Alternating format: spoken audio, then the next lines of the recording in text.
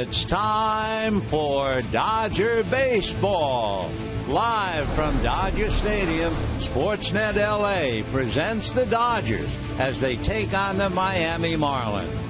Hi, everybody, and a very pleasant Wednesday to you, wherever you may be. Dodgers and Marlins finishing up a 3-game series. Dodgers winning the first 2, which means they have now won 10 straight series at home. First time a Dodger team here in Los Angeles has accomplished that feat. This ball club flying high in first place. They've won 5 in a row. Their record at home is 15-2, and certainly one of the reasons is the brilliant bullpen. The Dodger bullpen ranks 3rd in the big leagues, but at home, their earned run average here is 0.84.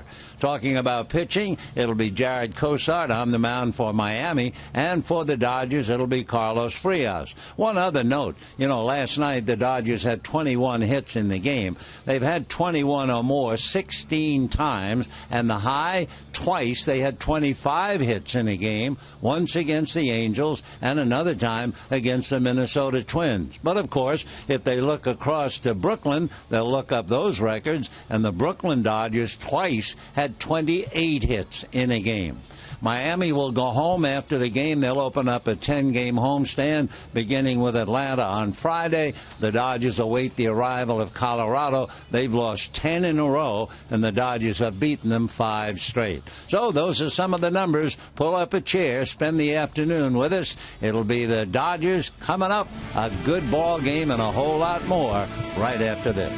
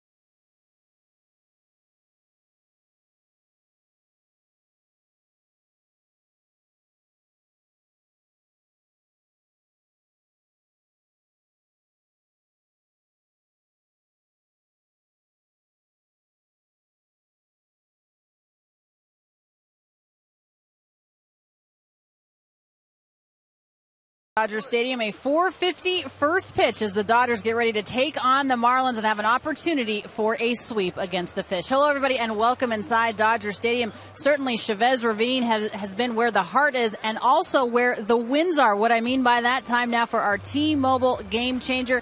This is the place to be if you want to see a Dodger win.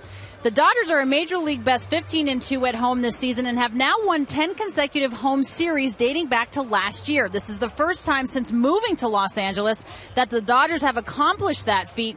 They won 11 straight, John, in 1930 when they were the Brooklyn Robins, guys.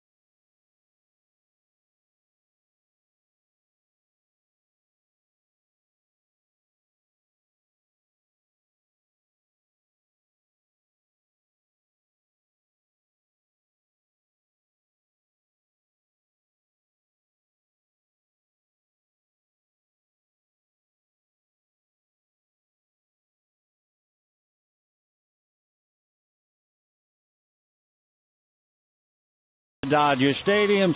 The gray covering that we had all morning has moved away. We suddenly have a powder blue canopy overhead with a few skid marks of powder. The clouds that are moving in and out. We're expecting a storm tomorrow, but not now. The field bathed in sunshine. Crowd sitting back, about ready to see the final game between Miami and the Dodgers. The Dodgers, of course, having all the big numbers, because Miami has lost 7 out of 10, 3 straight, 4 of their last 5. They're 5.5 games back of the Mets, but they're hoping to go home and have a 10-game homestand and get well starting Friday night. Mike Redmond's lineup reads as follows. D. Gordon at second base, Martin Prado at third, Giancarlo Stanton in right field, Marcell Ozuna in center, Christian Yelich in left, Michael Morse at first base, J.T. Realmuto, the catcher, Adeiny Hechavarria will be the shortstop, and Jared Cosart, the pitcher. D. Gordon waiting in the on-deck circle as Carlos Frias concludes his warm-up. Frias 2 straight in a starting role, so he comes into the game with a record of 3-0. He last pitched on Thursday against Milwaukee. He allowed 3 runs in 5 innings, picking up the victory. Dodgers gave him a bunch of runs. They scored 14 in that game. So for Frias, confident that his ball club will get him some more runs after watching them pile up 11 runs on 21 hits last night. And Gordon, Prado, and Stanton will test him. D. Gordon off to a great start, batting .412. He has 12 RBIs, 12 stolen bases. He's been shut down in the series. He is 0 for 8, and that makes news because he just doesn't get blanked 2 games in a row. D has a look at a pitch low, 1 ball and no strikes. Gordon, with his phenomenal start, he has 54 base hits. So he's up there with some of the more famous names in baseball history. The 1-0 pitch, big chopper into right field for a base hit. So Gordon on the second pitch grounds a single to right, and that'll bring up Martin Prado. The only other time in the series that D. Gordon reached was in Game 1. He drew a walk, only to be thrown out trying to steal. So on the second pitch, Frias gives up a hit, and we'll see what Gordon does, maybe trying to shake things loose for Miami. The Gordon takes his lead, and here's Prado hitting .292. Frias has to turn, look over his left shoulder. Gordon takes his lead. Now the pitch to Prado, down and away, ball 1. To conclude the thought about Gordon, now that he has 55 hits in his 32nd game, those fellas who had great numbers in the first 31, Henry Aaron had 61, Rod Carew and George Sisler 57. So he's up there with some of the big names in history. So Gordon taking a pretty good lead. Frias looks over his left shoulder again to see where Gordon is. The 1-0 pitch, Gordon not going, and it's high and away, ball 2. So if nothing else, even if Gordon doesn't try to steal, he is a great distraction. And Frias that time was very aware of Gordon when he was making the pitch to Prado. And on deck, Giancarlo Stanton, who hit that monstrous home run last night. The 2-0 pitch on the way to Prado. Gordon holds its way inside all the way to the backstop. And I think Frias is really distracted by D. Gordon's presence, and he promptly wild pitches him to second base. So the pitch inside went away from his catcher, Yasmani Grandal. In fact, Grandal normally would catch that ball.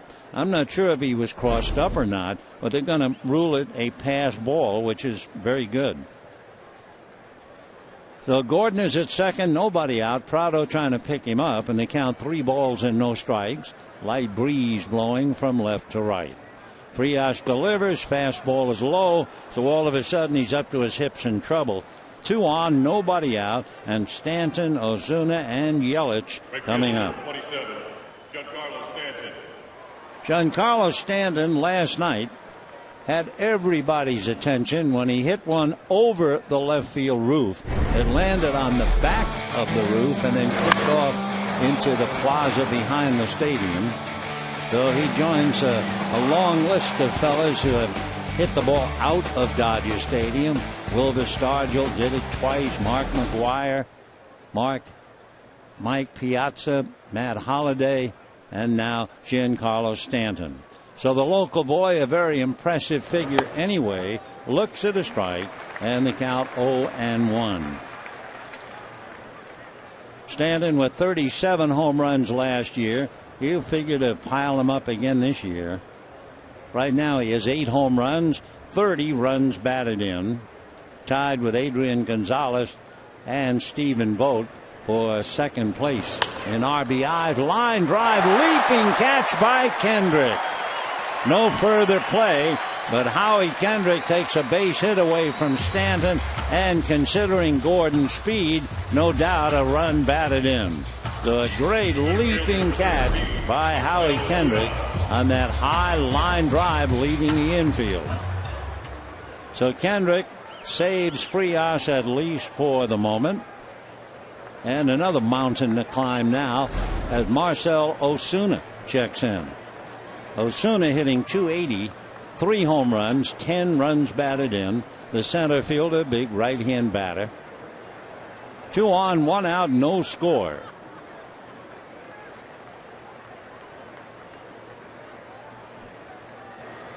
Frias a long look in as the runners take their leads. Gordon from second, Prado from first.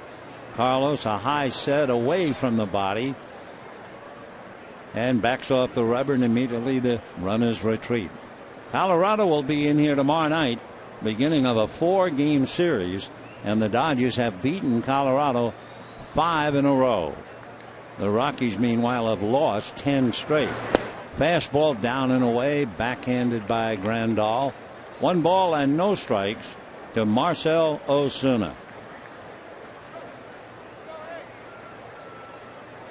Ozuna, a power hitter, went 36 games without a home run. That would be the second longest drought in his career.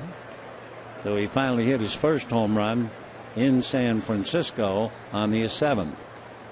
1 ball and no strikes to Marcell. Open stance, but he'll swing that front leg, the left leg, back into the zone. The pitch to him is taken, and that's in there for a strike, and the count 1-1. David Rackley is the plate umpire, along with 3 veteran umpires, Jerry Lane, Hunter Wendelstedt, and Bob Davidson. Rackley in his 2nd year in the big leagues.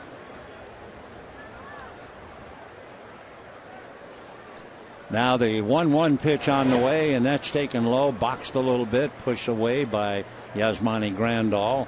2-1 the count. Tampa Bay and Miami are the top 2 fielding teams in the major leagues.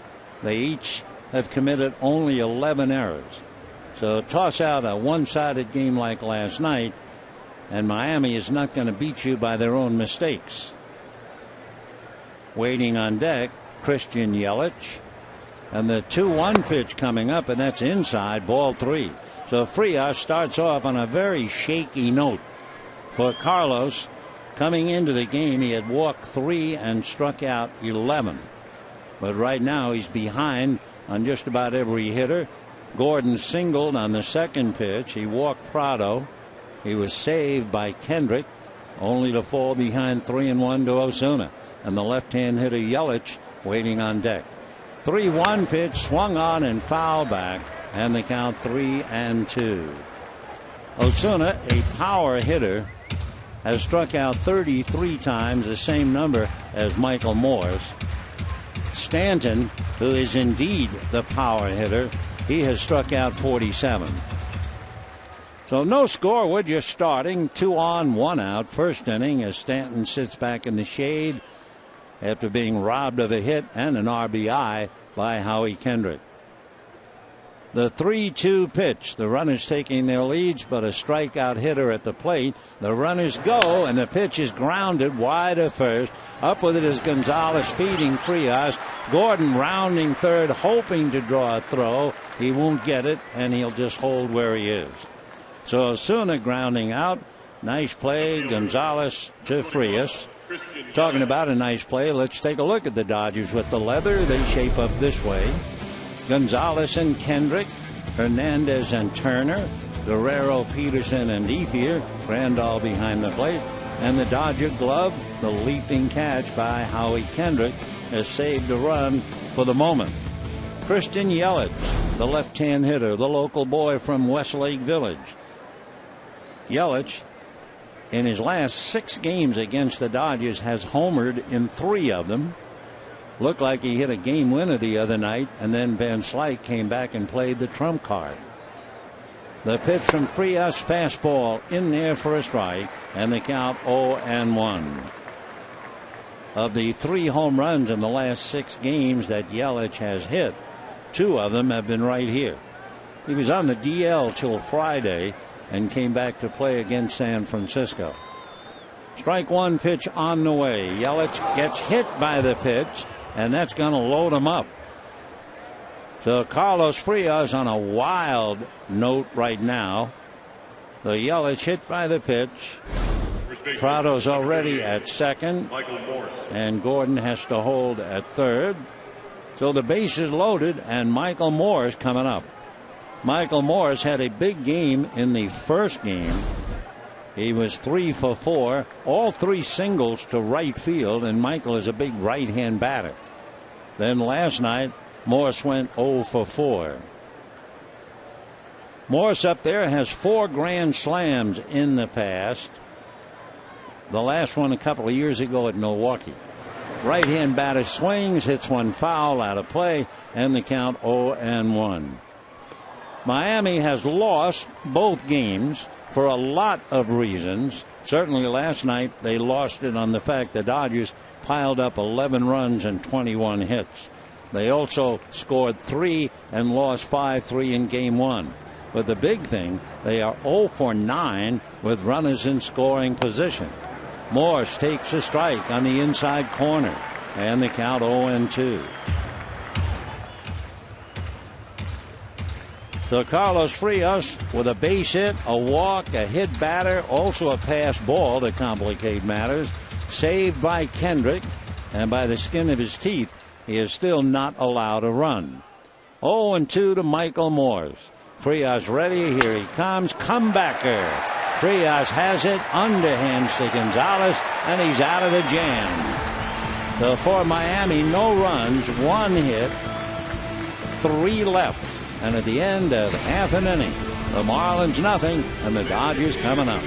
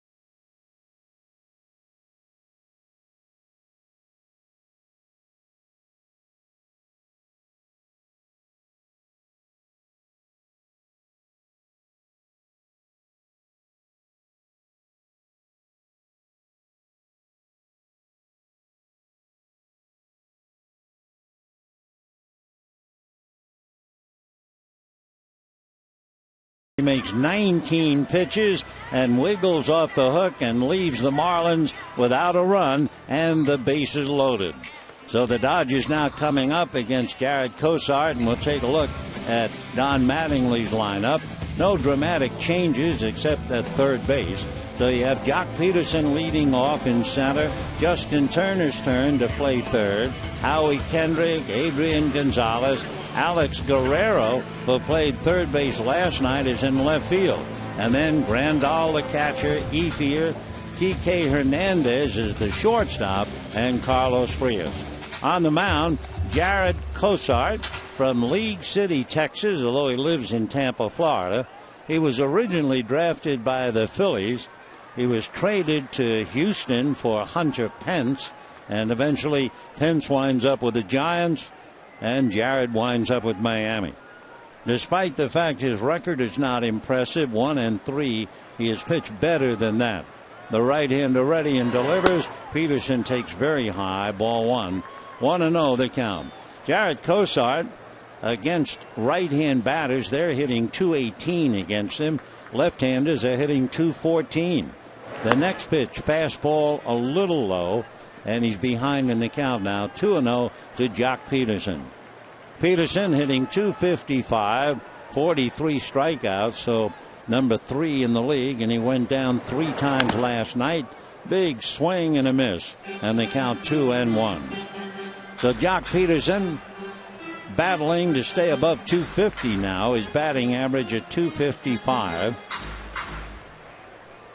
The lights are on, although we really don't need them, but it's good to have them on. The 2-1 pitch on the way. Peterson swings, fly ball to left field. Going back on it and waiting as Yelich makes the catch for the out.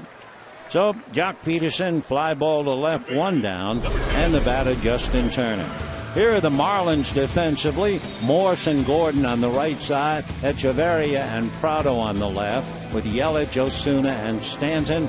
Real Muto is the catcher. Jared Cosart on the mound. By the way, interesting that the first batter against Cosart would hit a fly ball, because he's, let's say, number 3 in ground ball pitching. So here's Turner batting .309. Over the top comes Cosart in for a strike. You've heard of a 2-seam fastball. Jared Cosart throws a 1-pitch, a 1-seam fastball that really sinks. Right-hander stands 6'3", a good 185 to 190. Turner in and out of the lineup. 0-1 the count. Cosart had a very tough second inning last time out against the Giants. Fastball swung on and missed. He had retired the side in order on 9 pitches in the first inning. And then in the second inning, bases loaded, 1 out, and Casey McGee, with the count 3 balls and 1 strike, hit a grand slam, and the Giants went on to win it 6-0. Strike 2 pitch coming up. Cosart ready over the top, and that's going to go foul down the right field line, and Turner still there. Justin, 5 home runs, 13 runs batted in, and has been an absolute gem coming off the bench. 2 home runs and 5 RBIs as a pinch hitter. Cosart ready, and the strike 2 pitch on the way. Turner swings, hits a high fly ball to right. Stanton going back, but he's still on the grass, and makes the catch right near the track for a long fly ball out. So again, we're talking about Jared Cosart, one of the top 3 ground ball pitchers, and he's given up 2 fly balls for outs. And the batter, Howie Kendrick. Kendrick, who made that brilliant leaping catch to take a base hit and a run batted in away from Stanton. Now with the bat in his hands, and the first pitch to Howie is swung on and missed. Howie Kendrick has really found a home here at Dodger Stadium. You know what he's hitting at home this year? .394. Strike 1 pitch on the way. Kendrick takes way off the plate. So Howie has been a tremendous hitter here, and he is an equal opportunity hitter using all parts of the field, left, center, and right. The 1-1 pitch on the way, foul back, and the count 1-2. One of the other notes as Kendrick comes up with 2 out in the first inning on Cossard. Jared, when he gets the first 2 hitters, they're batting 176 against him. Fastball hit down the right field line, foul, and well back in the lower deck. So Jared Cossard, the ground ball pitcher, has given up 2 fly balls. If Cossard gets ahead of you in the count, the batting average for the opposition is less than 100. He's a little low on a check swing. No swings is Jerry Lane umpiring at first. And the count 2 balls and 2 strikes.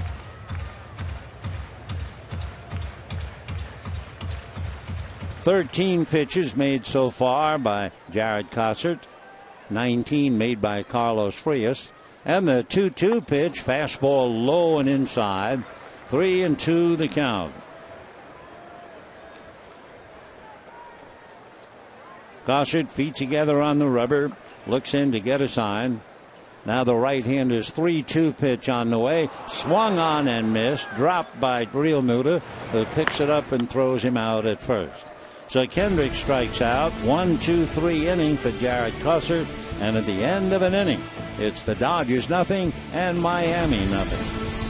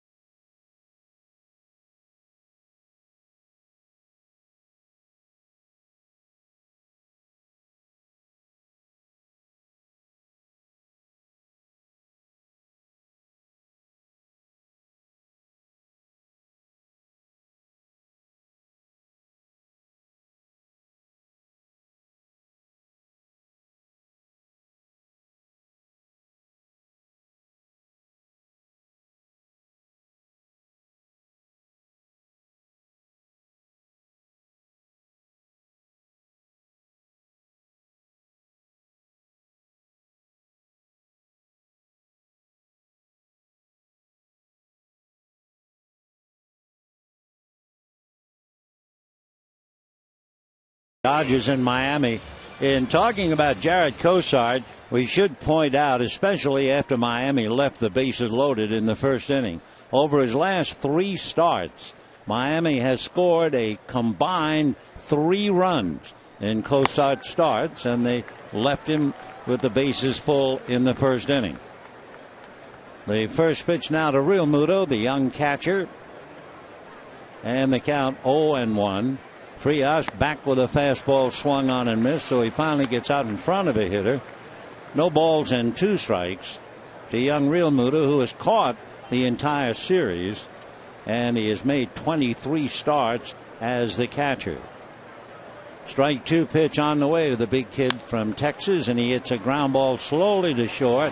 Kike Hernandez will throw him out. So the Dodgers changing the left side of the infield the way it's been going of late. Guerrero and Turner taking chances as Uribe sits. Rollins playing every day, gets a day off today. And it's Kike Hernandez at short.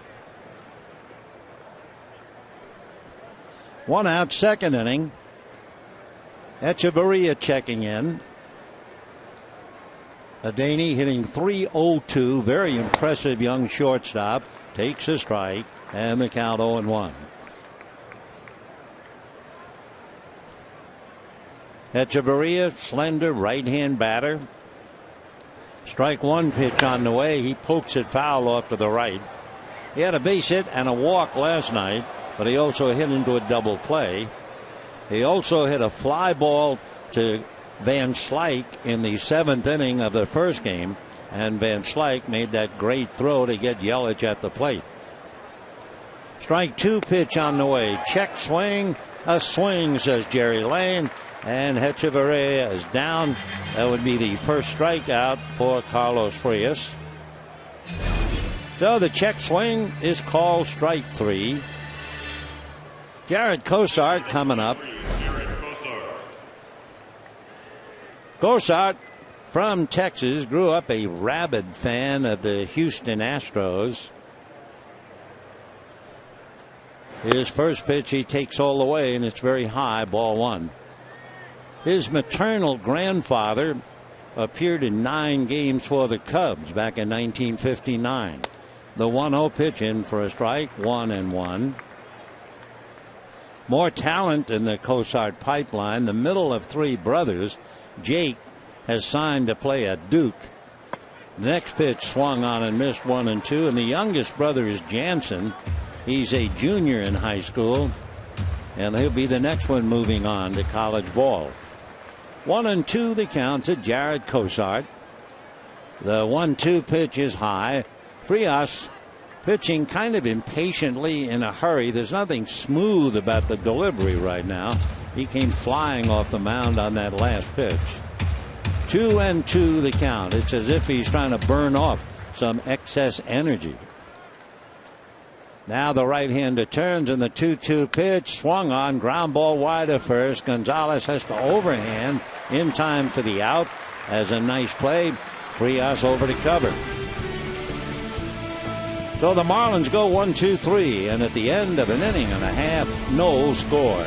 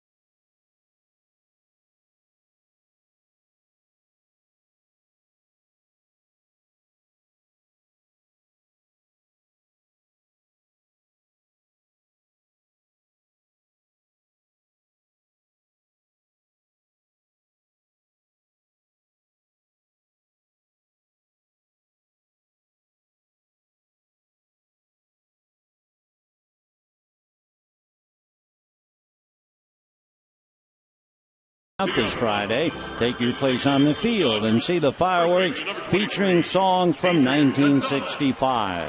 For more information, go to Dodgers.com/promotions.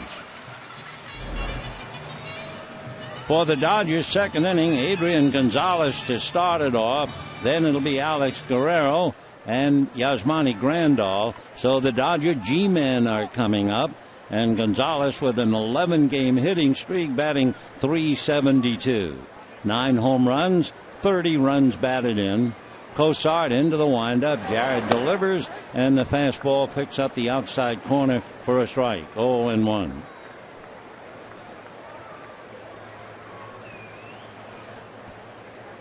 The strike one pitch, or we should say into and it's outside to balance it up. I looked up at the scoreboard. They had it 1-0, but it's okay. It's now 1 ball, 1 strike, either way you look at it. Bottom of the second inning, no score. Cosart turns, ready, over the top, swung on and missed by Adrian, and the count 1-2. Good fastball at 94. The Dodgers very aggressive last night. They had 8 hits, 8 of the 21 on the first pitch. In fact, Andre Ethier, who had 5 hits, had 3 of them on the first pitch. Adrian, a chopper, speared nicely by Cosart, who is 6'3", and throws him out. The fielder, number 7, Alex To give you an Guerrero. idea, the Dodgers 8 hits on the first pitch. With 2 strikes, they picked up 3 more. They only had 1 hit with 2 out. However, with runners in scoring position, they had 7. Put them all together, 21 hits and 11 runs, and a walk-away game 11-1. So here's Alex Guerrero, played third base last night, playing left field today. Guerrero in last night's game had 2 singles and a double, and takes the first pitch for ball 1. They allowed Guerrero for the second time in 2 nights to swing on a 3-0 pitch. He failed to connect either time. Swings, doesn't get the next one, and the count 1 ball and 1 strike. If you talk about base hits on the first pitch, the most aggressive team right now, the Astros, hitting better than 350 with 7 home runs on the first pitch. There's a line drive right at Prado for the out. So Alex Guerrero, a bullet to third, and we have 2 down, bases empty, and Yasmani Grandal coming up. Grandal in last night's game joined the fun. He had a walk and 2 singles. Grandal hitting .309, and for a little better than a week now, he's been tearing things up. The first pitch from Cosart, and that drops low, ball 1. Grandal hitting .300 as a right-handed batter, .310 left-handed, and left-handed's where his power is. All 15 home runs last year, all 4 so far this year. He takes the next pitch a little low, and the count 2 balls and no strikes. 2 out, bottom of the second inning, and no score. The Dodgers trying to sweep the Marlins. They've already won the series. The 2-0 pitch, and Grandal looks, and that's low, ball 3. 3-0. Basically, Cosart relying on 2 pitches, fastball and curve. And that 1-seamer we talked about. Here's the 3-0 pitch on the way. Cosart delivers, and it's in at the knees.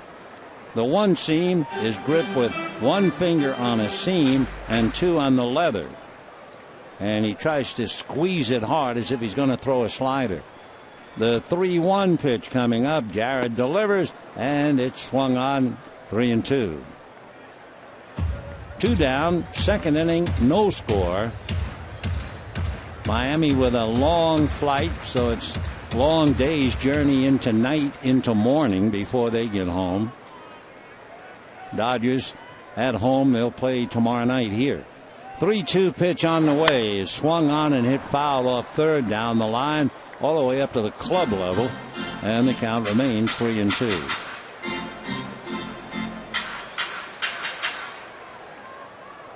So Cosart, who saw his team leave the bases loaded in the first inning, accustomed to low-scoring games, his 3-2 pitch to Grandal is outside for ball 4. So a 2-out walk to Grandal will bring up Andre Ethier. Ethier is wearing out the fish. He's hitting .387 against Miami in his career. .387. Dan Harron, who knows all about Ethier as teammates and then his opponents. Ethier in game 1 against Harron had a home run and a bunch of singles. And the first pitch is high, ball 1. The home run that he hit last night was the 150th of his career. and it was leading off in the 4th inning. So Andre got the Dodgers started last night, and they never stopped. Here's the 1-0 pitch on the way. Cosart ready. Right-handed pitch very high over Ethier's head.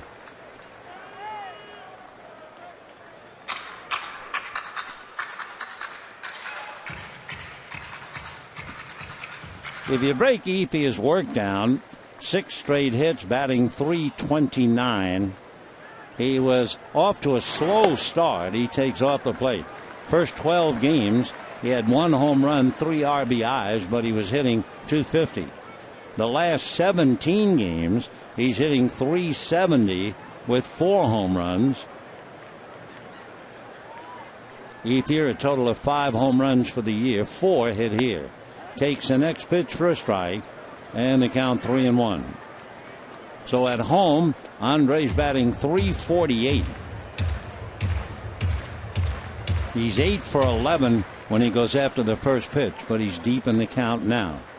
The 3-1 pitch on the way to Andre. Cosart, a high set. Now the right-hander delivers. Fastball outside for ball 4.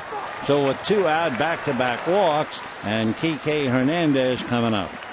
No score in the ball game. The Marlins left the bases loaded in the first inning. The Dodgers are tired in order in the first, and now with 2 out, they get a couple of walks. And here's Kike Hernandez. Kike from Puerto Rico. Right-hand hitter checking in, batting .238. He has started at 3 positions: center field, right field, and shortstop. He's the shortstop today, giving Jimmy Rollins a well-deserved day off. Cosart delivers high for ball 1. Hernandez is 5'11" and about 170. Cosart trying to find the strike zone. Coming into the game, Cosart had walked 11 and struck out 20. Now the 1-0 pitch on the way. Hernandez waits, Cosart delivers, and this one's down the pipe for a strike, and it hurried up there. That was 96 miles an hour.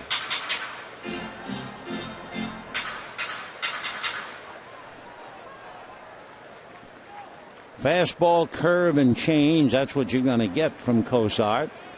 The 1-1 pitch on the way, and that's inside and high, ball 2. When he came up with that one-seam fastball, that gave him a great sinker, and that's the reason why he's in the top 3 for ground balls. But he's only had 1 ground ball and a couple of fly balls and a line drive already. The 2-1 pitch to Kike Hernandez. Big swing and a miss, and the count 2-2. So the deuce is wild. 2 balls, 2 strikes, 2 out, 2 on, and we're in the 2nd inning. No score.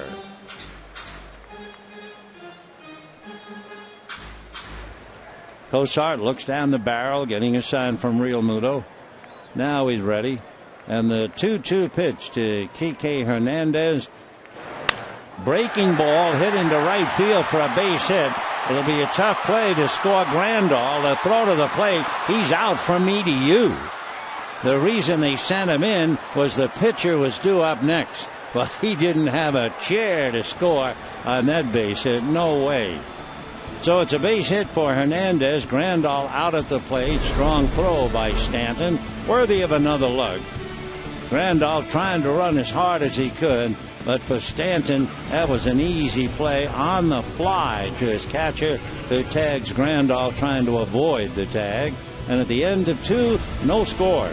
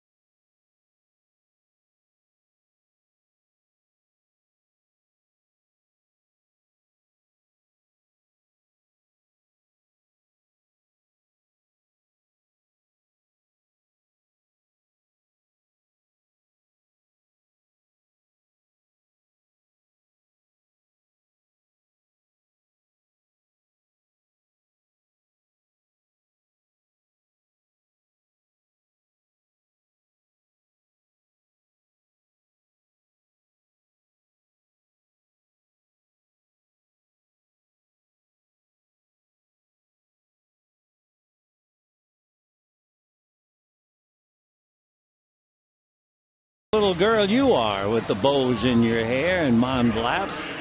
The enthusiasm, the pure innocence, and that half smile that she'll give you if you play your cards right. In the third, no score. Each side having an opportunity. Miami left the bases loaded in the first inning, and then the Dodgers, because the pitcher was due up, they ran Grandal, and he was out from here to Pasadena. So in the third, no score. D. Gordon up there takes a pitch low, ball 1-0. Gordon got a base hit, his first hit in the series. He was 0 for 8 when he singled to right field. Dodgers have to defend against the bunt, and D takes a strike, and the count 1-1. D. Gordon, who has worked so hard to get where he is, and the 1-1 pitch off the plate, 2-1. We talked earlier about his great start. I mean, he doesn't equal them, but he's very close with his 54 hits in 31 games. For instance, one behind Joe DiMaggio. High fly ball left center. There's nobody there. That's going to go to the wall. Gordon on his way into second base, holding with a double. So the Dodgers shut him down. He was 0 for 8 in the first two games, and he has come back now to go 2 for 2 against Carlos Frias. Single and a double. A one hopper to the wall in left center field. For Gordon, he has 9 doubles, 2 triples, and still looking for his first home run. Gonzalez comes in. Kendrick comes in to talk to Frias. You get the feeling, I don't know that Frias is jumpy, but he is totally different in contrast to Cosart. Cosart appears very calm, going to work. Frias in the first inning was all over the place, and now he gives up a double here in the third, and the Dodgers tried to stroke his feathers a little bit and calm him down. Here's the veteran Martin Prado, and he takes a strike, 0-1. The Dodgers have to worry about Gordon. Last year he stole third 9 times, and if you leave the door open, he'll try it again. So Hernandez directly behind him, trying to take a step away. Turner, meanwhile, looks in for the pitch, then looks to see where Gordon is. A little ground ball to Gonzalez, juggles, recovers, and steps on the bag. And for Prado, that's so typical of Martin. You might say, oh, bad at bat, a dribbler to first. No, that's why he's so well respected. He just punched the ball to make sure he could get Gordon over to third. So a nice team play as usual from Martin Prado, and he gets 5s from all of those who acknowledge exactly what he has just done. So now they leave it up to Stanton with Osuna on deck. We'll see just how Frias pitches to Stanton, if at all, as Gordon down the line from third, and the first pitch picks up a strike at the knees outside corner, 0-1.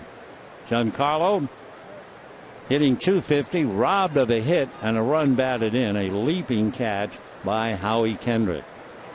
Strike one, pitch on the way, down and dirty, blocked nicely by Grandal, and the count 1-1.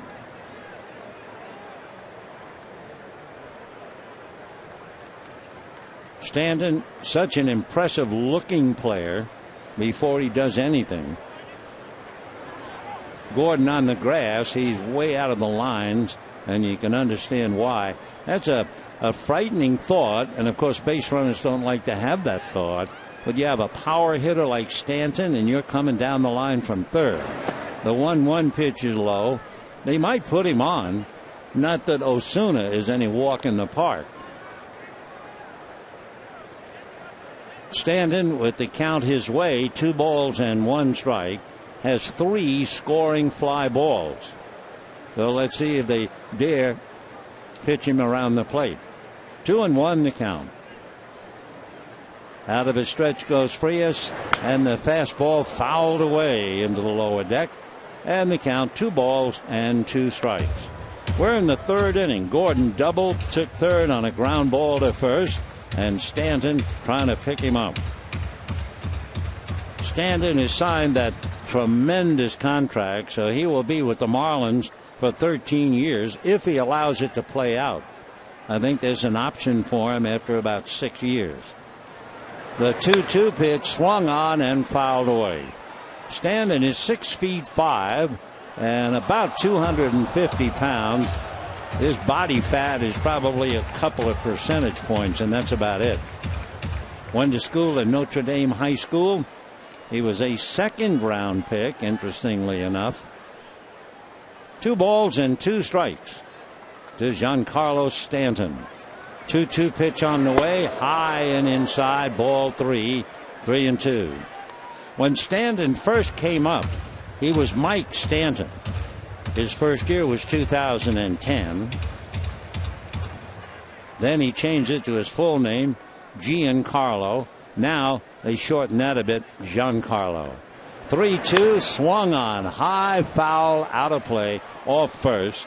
94-mile-an-hour fastball. Stanton last year, 37 home runs. Back in 2012, 37 home runs. Last year, 105 runs batted in. 3-2 the count.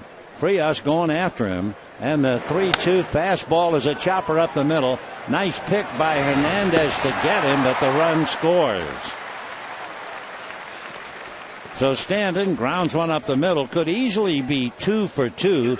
Instead, he is 0 for 2. A line drive, leaping catch by Hendrick, and a nice play by Kike Hernandez going behind the bag on a chopper up the middle. Consolation, a run batted in as Gordon brings it in, and the guy responsible for it, remember, was Martin Prado. Those are the things that give a player a tremendous reputation, and Prado deserves every good word that he gets. So Gordon doubles, Prado makes sure he gets to third, and he'll score on an infield out. Osuna, a big swing, gets a piece of it, fouls it away. 0-1 the count to Marcel. 1 run, 2 hits for the Marlins. No runs, 1 hit for the Dodgers. Osuna way out in front of a pitch, and the count 0-2. Shadows and sunlight. Well, the pitcher's in brilliant sunlight, and the hitter's in shadow. The strike 1 pitch, now strike 2, and this one is off the plate, and the count 1-2. Having a little trouble with the scoreboard. Maybe we have someone being broken in. Carlos Frias ready, and the 1-2 pitch is swung on and fouled away. Though Marcell Osuna is still there. The Marlins trying to snap a 3-game losing streak. They've lost 4 out of 5. And they were doing so well. They had a stretch where they had won 9 out of 10, and Mike Redmond's club suddenly lost 7 out of 10. The next pitch, check swing, strike, says Jerry Lane, and that'll do it for Osuna. So the big play, Martin Prado is able to hit a little ground ball to first, sending D. Gordon, who doubled, to third, and then the ground ball up the middle gets the run in. And at the end of 2.5, Miami 1, Dodgers nothing.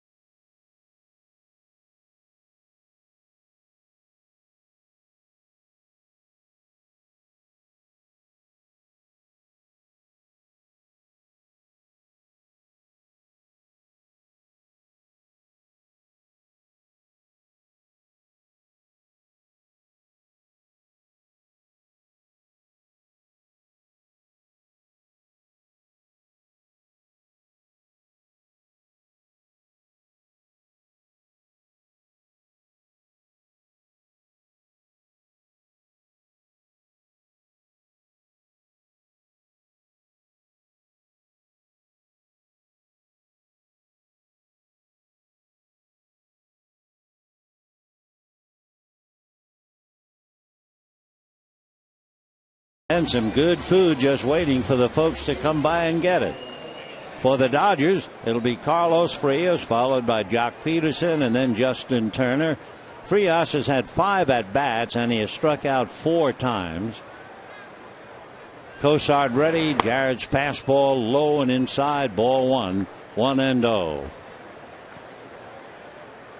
Frias 0 for 12 in his young career with 8 strikeouts. The 1-0 pitch, that's a little high. 2-0. So for Cosart, you get the feeling it's there for you, and he's behind in the count. Cosart has only had 1 ground ball thus far. The 2-0 pitch on the outside corner for a strike, and the count 2-1. Remember, he came in one of the top 3 ground ball pitchers. Jonathan Neese of the Mets, Big Tyson Ross of the Padres. The bunt attempt foul back. Frias will come back after losing his bat, and a 2-ball 2-strike count. The percentage of ground balls, well, Neese almost 62% of the outs. Tyson Ross 60%, and Cosart coming into this game 58.7. A lot of ground balls. 2-2 pitch swung on and fouled away off to the right, back into the stands. The pitching for the Colorado series, the Dodgers have them all lined up. Brett Anderson tomorrow night, Clayton Kershaw Friday, Zach Greinke Saturday. The fastball is low, and Mike Bolsinger, who pitched so well last night, he'll be on call Sunday. Kershaw and Greinke shoulder to shoulder on the railing.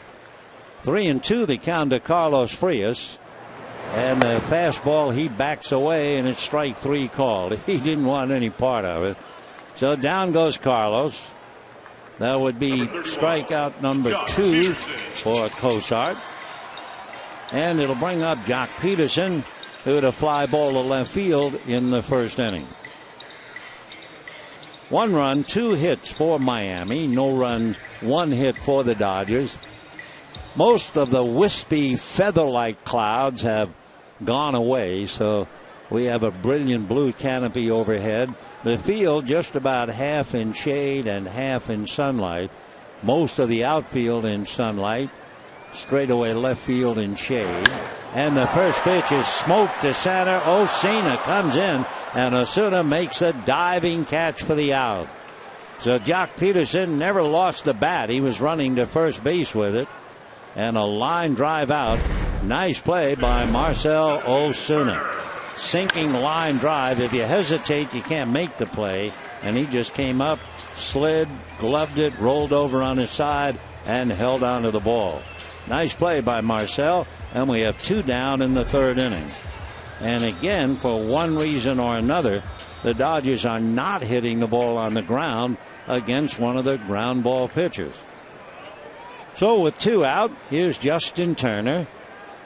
Cosart turns and ready. Tall right-handed delivers and throws it to the backstop. Ball 1. 1-0. Justin Turner hit a fly ball to right field. 1 ball and no strikes the count. Cosart comes back 1-0, and there's another drive into right center, but moving over forward is Stanton to pick it off. So another fly ball. This is not the Cosart we've been reading about, but he's getting the job done. And at the end of 3, it's 1-0 Miami.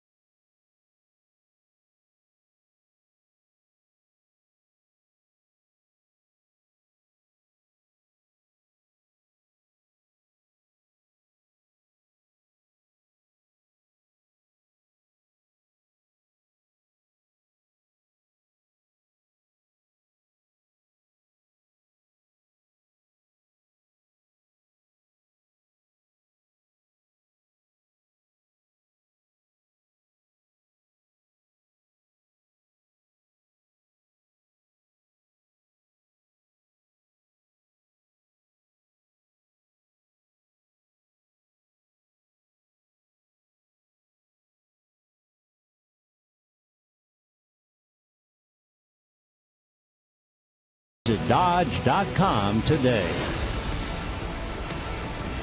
Carlos Frias pitching to Christian Yelich as we go to the fourth inning. No balls and one strike to count. Yelich hit by a pitch in the first inning. Light breeze blowing from right to left, which is not the normal breeze here. It's usually the other way. Each pitcher made 49 pitches in the first 3 innings. Miami leads 1-0. 1-2 the count. Carlos Frias got into a mess in the first inning. Gordon singled and he walked Prado. He was saved on the line drive, the leaping catch by Kendrick. And then he hit Yelich, but got Morse with the bases full on a comebacker. However, the Marlins broke through in the third. Gordon doubled to left center. Prado, a great team at bat, grounded to first, getting Gordon to third, and he scored as Stanton grounded out up the middle. Yelich up there, 2 balls and 2 strikes. I would guess, and I would think it's a well-rounded guess, that Yelich, a kid from Westlake Village, spent a lot of time coming here. Not saying he rooted for the Dodgers, but he was here for sure. Fouled it off. One of those kids who broke in with a bang in July of 2013. His first game he went 3 for 4. There are only 2 other fellas who had 3 hits in their debut for the Marlins. Stanton and now the manager Mike Redmond. 2-2. And a drive to left going back on the ball is Guerrero to pick it off. So Yelich a fly ball the other way, 1 down, and Michael Morse coming up. Number 38, Michael Morse. Michael Morse came up with 2 out and the bases loaded in the first inning and hit back to the box. Though after having 3 hits in the first game, he's 0 for his last 5. All 3 hits, even though he's a big right-hand power hitter, all 3 hits went to right field the other night. Takes a strike. 0-1.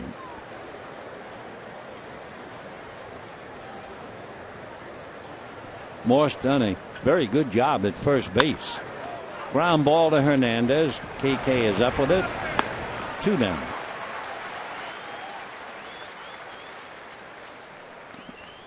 When the Dodgers come up in the bottom of the 4th inning, Kendrick, Gonzalez, and Guerrero.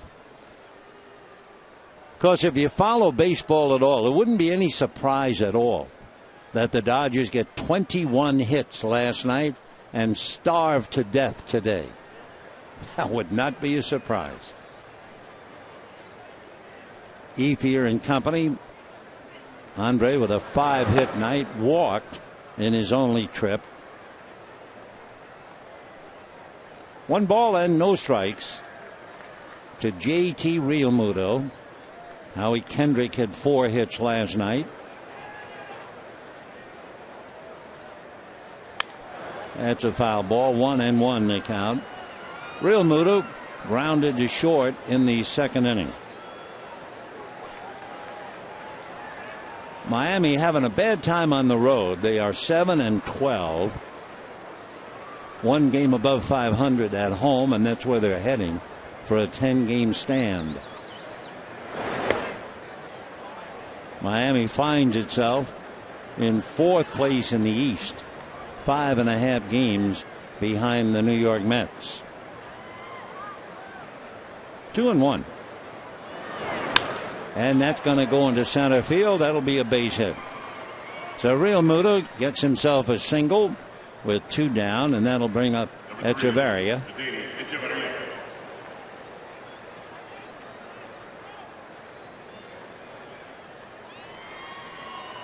1 run, 3 hits for Miami. Echeverria struck out, called out in the 2nd inning.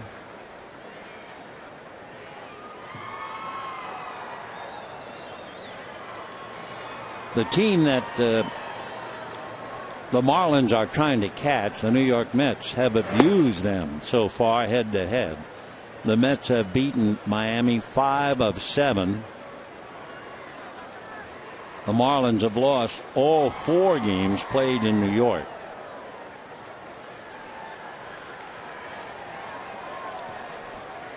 One ball and no strikes. Check swing, no swing. 2 balls and no strikes.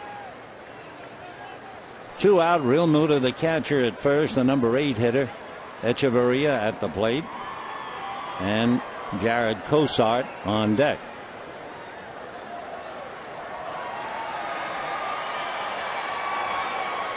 Fastball, fly ball to shallow right. That's going to be trouble and drop. Picked up by Ethier. Going all the way to third easily with 2 out is Real Muto on a pop fly single to right. And that will bring up Jared Cosart, the pitcher.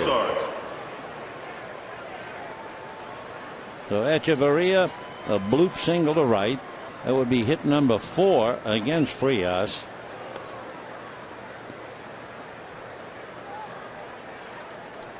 Cosart grounded to Adrian Gonzalez in the second inning. You joined us late. D. Gordon doubled leading off the third. 2 ground balls got him home.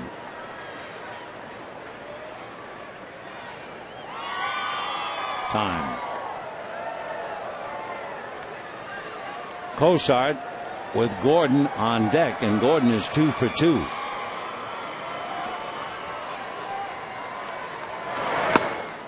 Oh and 1.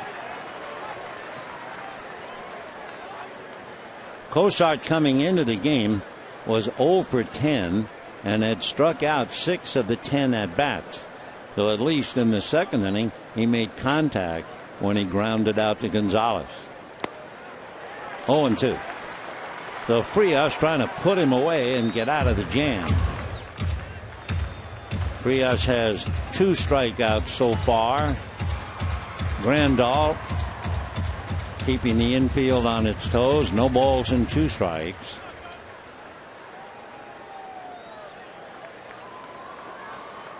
Hernandez and Kendrick both right on the edge of the infield. Ball 1.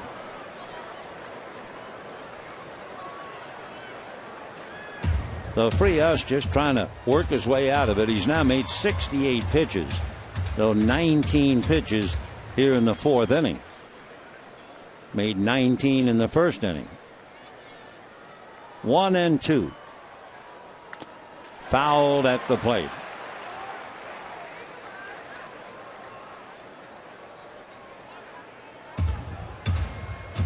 And Gordon waits, trying to make up for an 0 for 8 first 2 games. He has a single and a double, and he has scored the only run today. 1 and 2 the count. And a ground ball up the middle. Kendrick can't smother it. The run is in. So Cosart, who had struck out 6 of 10 at bats, singles and gets a run batted in. He gets a lot of hollering too from the Miami dugout as he grounds one up the middle. Not much Kendrick can do. Dive at the ball. Never had a play, and Real Muto at third could have walked in anyway. So with 2 out, 3 straight singles, and Miami now leading 2-0 on 5 hits. And here is Gordon fouling it away, and the count 0-1. So with 2 out, Real Muto single to center. Echeverria then single to right. Pop fly, and now Cosart, the pitcher, singles to drive in a run. 2 runs, 5 hits for the Dodgers. No runs, 1 hit. 1 ball and 1 strike.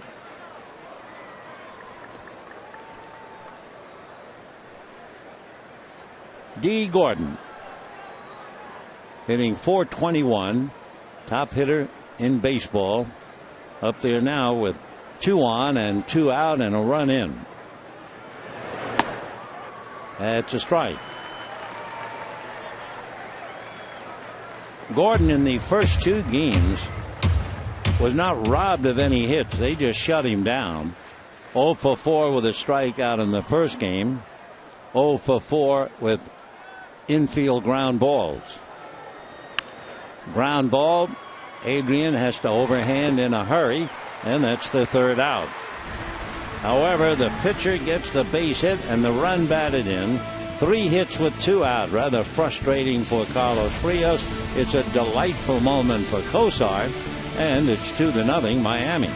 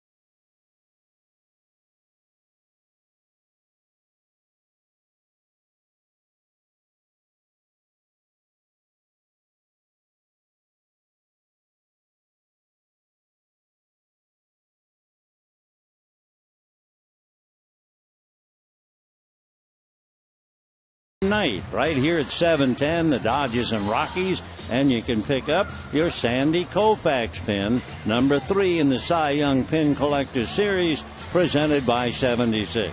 Visit Dodgers.com/promotion. 2 runs, 5 hits for Miami. Interestingly enough, the first Marlins hit with a runner in scoring position, the honor goes to the pitcher, Jared Cosart. With runners in scoring position, the Marlins are 1 for 14, and he has the precious hit and the run batted in. Frias labored hard. He made 25 pitches in that inning. Howie Kendrick now trying to lead the Dodgers back, and ball 1. Kendrick struck out in the first inning.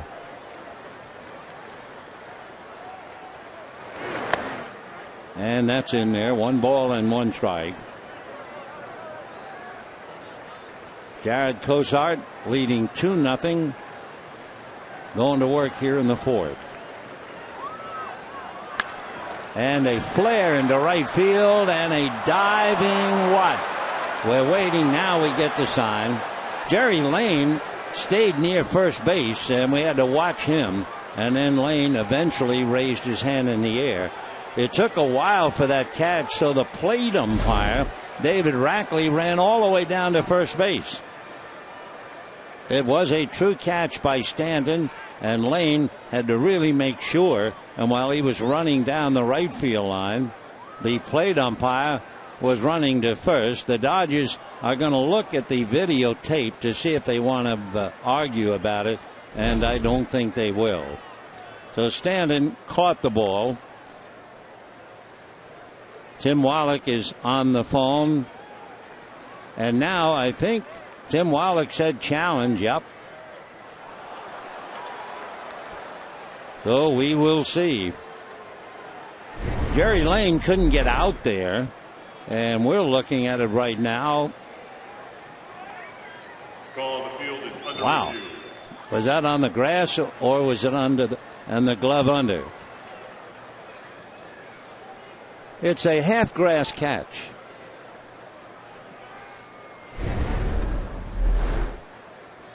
So they will look and we will see. What do you do half in and half out?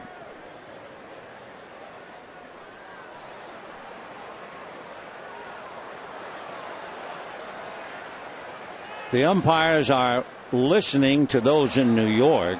Everybody else here watching what we assume will be a catch. It was so close, as we mentioned. Jerry Lane is the crew chief. He's wearing the headset on the left side. Here's the catch. Look at this. In the glove, or did it bounce in the glove? How tough a job is it to be an umpire? We can look at 20 times and you're not quite sure. Jerry had one chance to call it, and we'll see what they think in New York.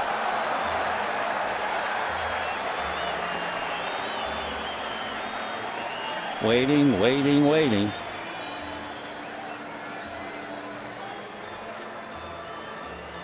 The longer it takes, the tougher the decision, obviously. I don't even think Stanton knows whether he caught it or not. Kendrick, of course, would take a base hit for sure. Dodgers do not have but one hit, the single by Hernandez in the second inning. Here it is again. The glove, the ball, and the grass.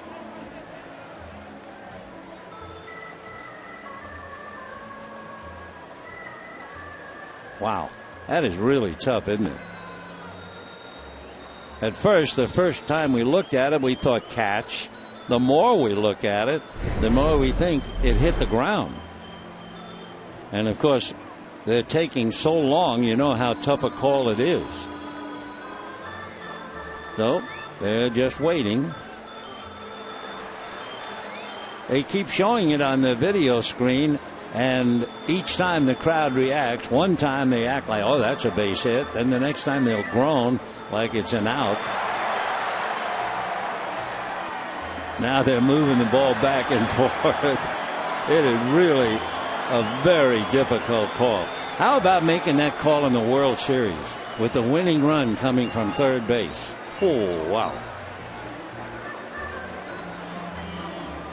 Well, the umpires, and they firmly believe it in heart and soul, their job is to get it right, and they want to get it right, too. They take great pride in getting it right. If they make a mistake, okay, they'll accept and make the mistake. But they are trying so hard to get it right. And now Mattingly's saying, well, all right, come on. And they're calling out.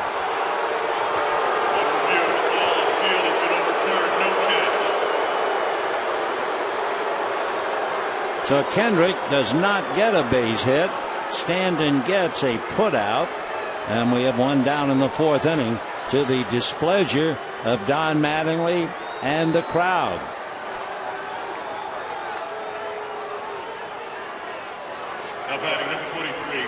So Mattingly is furious in the Dodger dugout, and he's been thrown out by Bob Davidson. Bob Davidson, the third base umpire, staring into the Dodger dugout, and now Mattingly will go out and blister Davidson. But it wasn't Davidson's call, remember. Jerry Lane is not only the crew chief, he's the one who had to make the call.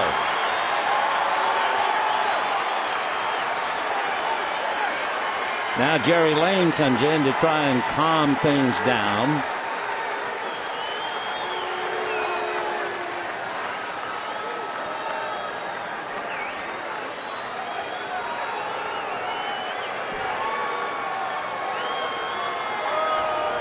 Jerry Lane finally calming down, saying, all right, okay.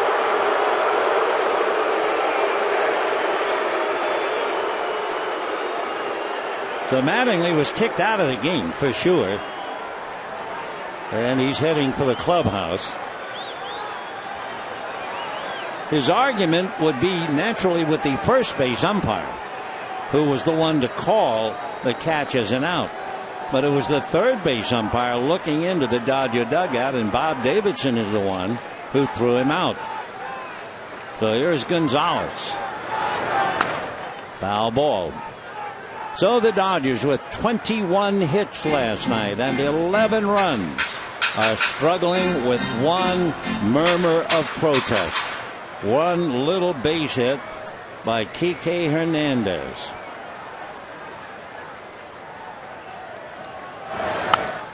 Fouled away upstairs, 0-2. Jared Cosart, with a record of 1-3, comes into the game with a 2-game losing streak. Carlos Frias comes in 3-0 with 2 straight wins. 0-2 in the dirt. Corey Kluber, who was last year's Cy Young Award winner, came into today's start against the Cardinals with a record of 0-5 and an earned run average of a little more than 5 for the Indians. So today he had a no-hitter into the 7th. Talking about no-hitters, down goes Gonzalez. 2 out, 4th inning. Kluber finished up with 8 innings of a 1-hit shutout. Johnny Peralta got a base hit with 2 out. By the way, Kluber had 18 strikeouts. Shades of Luis Tiant, who had 19 in an extra inning game, and Bob Feller, who had 18. So it took Corey a while, but last year's Cy Young winner pitched like a Cy Young winner today. Ball 1. Guerrero hit the ball hard, lined out to third in the 2nd inning. 3 strikeouts for Cosart.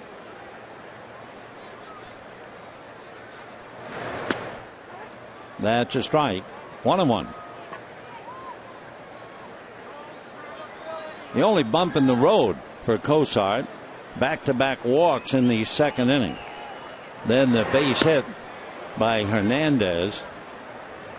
And Stanton's throw to the plate, getting Grandal easily. For the reason it was easy, the Dodgers ran him anyway because the pitcher, Frias, was next up. So Stanton, great throw. Grandal hung out to dry easily.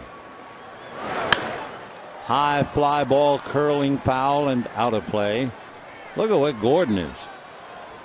Gordon going all the way down the line on a ball that was back in a good 20 rows. All right, D getting back to position. 1 ball and 2 strikes.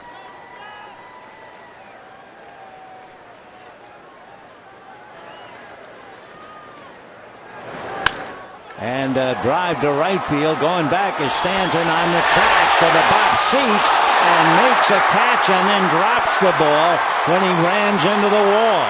And on his way to third with a slide is Alex Guerrero. Stanton is okay. He's just angry. He made a great effort and I think hurt his right hand a little bit.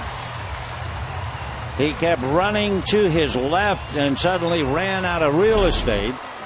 We'll have to look and see, did he save a home run on that ball? Guerrero hits it down the line. There's Stanton. Reaches. Nope. He not only didn't save a home run, a lot of times he'll catch that ball because it hit his glove and then he banged into the wall.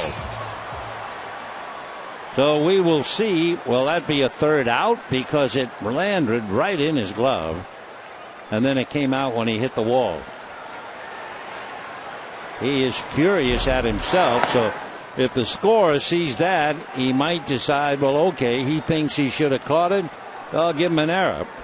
But it would have taken a nice play to make the catch, so we'll see. Meanwhile, here's Grandal. It's 2-0 Miami in the 4th. 1-1. They have not made a decision yet.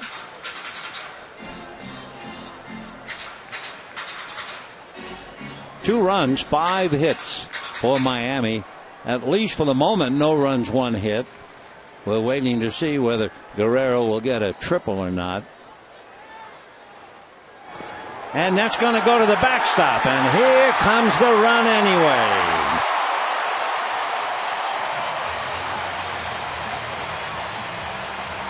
So it was hard to do, but the Dodgers finally get a run. And for Mike Redmond, Disappointment indeed.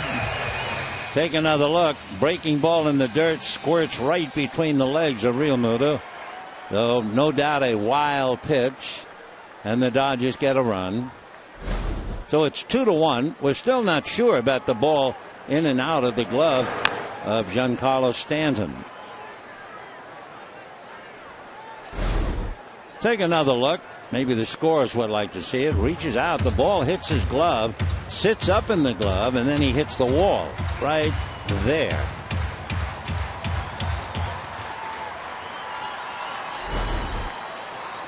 Two and two the count.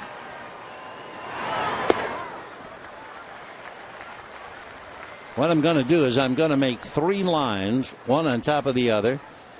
If it's a triple, I'll write 9. If it's an error, I'll just draw the line around the 3 lines for an E. Change. Oh, what a great pitch. Randolph frozen at the plate. Well, we still do not have the call on Stanton. We do know the Dodgers, one way or another, wind up getting a run. And at the end of 4, it's 2-1 Marlins.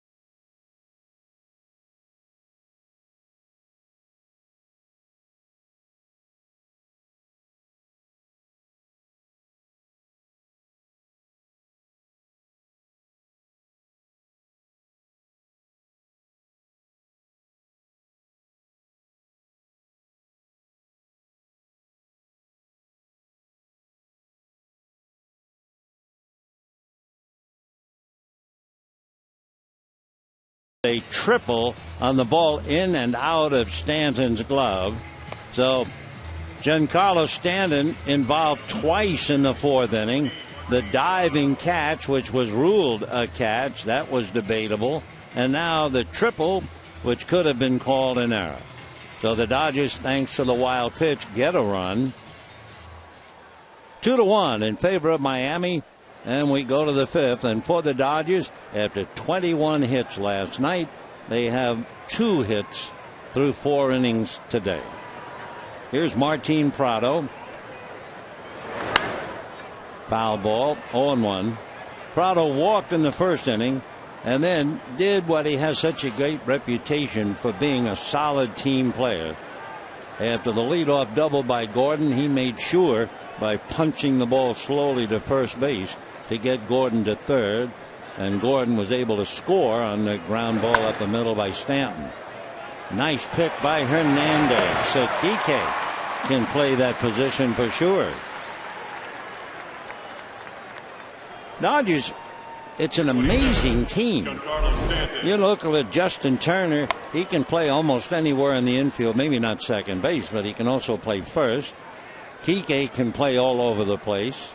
Alex Guerrero can play all over the place. So it's as if they have more than 25 men on the team. 0-1 to Stanton. Giancarlo, a line drive and a leaping catch by Howie Kendrick, and then last time rolled out up the middle. There was a spot when Giancarlo was 0 for 12 with 9 strikeouts, but he is starting to change that. In the Greinke game, He struck out 3 times in 4 at-bats. But then the next game, he had the home run, a single, and 2 walks. And he's hit the ball hard twice today. 1-2.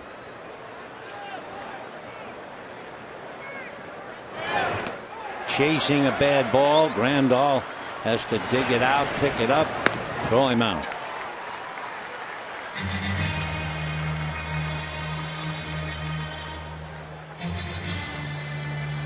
Three strikeouts for Carlos Frias.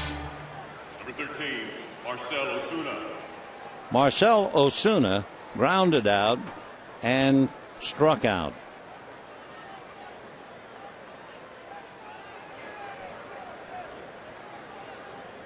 Frias has walked 1, hit a batter, 3 strikeouts, and he's given up 2 runs, 5 hits. Fastball in there, and at 96. Problem is, he's made 81 pitches now. In the 5th inning, 2 out.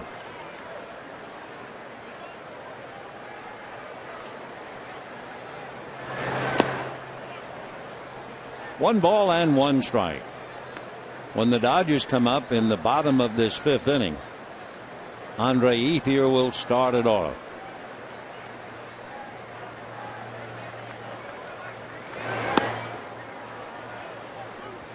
Two and 1.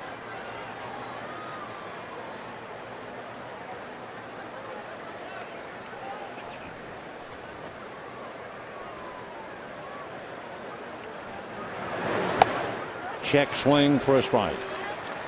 Don Mattingly now back in his office. He probably isn't sure, but that was his 17th career ejection. Tim Wallach at the controls. 2 balls and 2 strikes. Down he goes. So Ozuna goes down. Strikeout number 4 for Frias. And we're heading for the bottom of the 5th inning with Miami leading 2-1.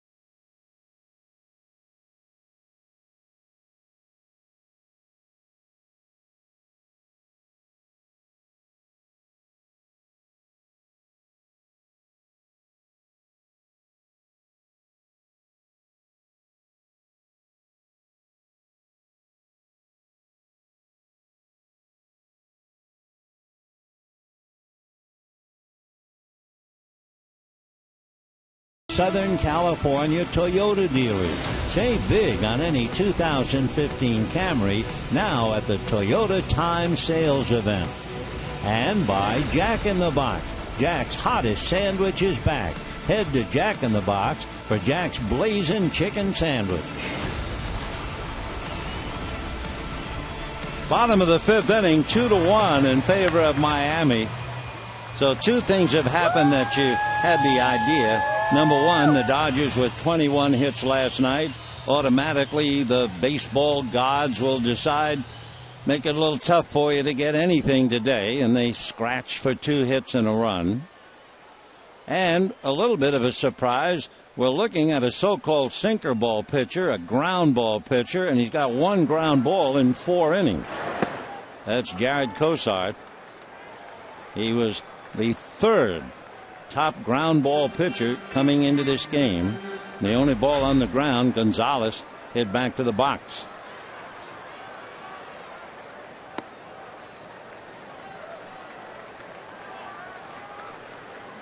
Andre Ethier with 5 hits in a row, then walked, so his streak is alive. And a little twisting foul out of play, so that'll give us a chance to tell you the Dodger record for hits in consecutive at-bats. It would be 10 back in Brooklyn. Ed Connerty back in 1919, and Andre Ethier had 10 straight in 2012. So technically, Andres had hits in his last 6 official at-bats. 3-1. Andre doing a tremendous job in right field, both offensively and defensively. Fouled away, 3-2. Cosart in his last 3 starts was 0-2, and we told you Miami has scored a combined 3 runs in his last 3 starts, and they've gotten him 2 today. And ball 4. So Ethier walks a 2nd time. His streak still alive, 6 straight hits. And the batter, Kike Hernandez. Hernandez singled to right field, but knowing the pitcher was coming up next, Lorenzo Bundy tried to score Grandal from second. No chance.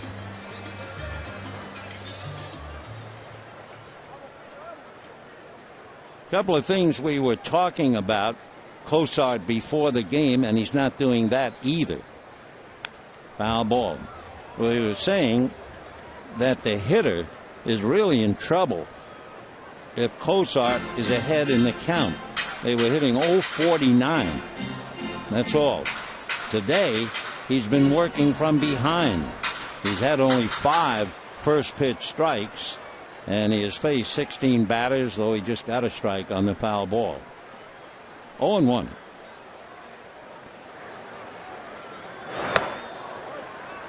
One and 1. Cosart throwing hard.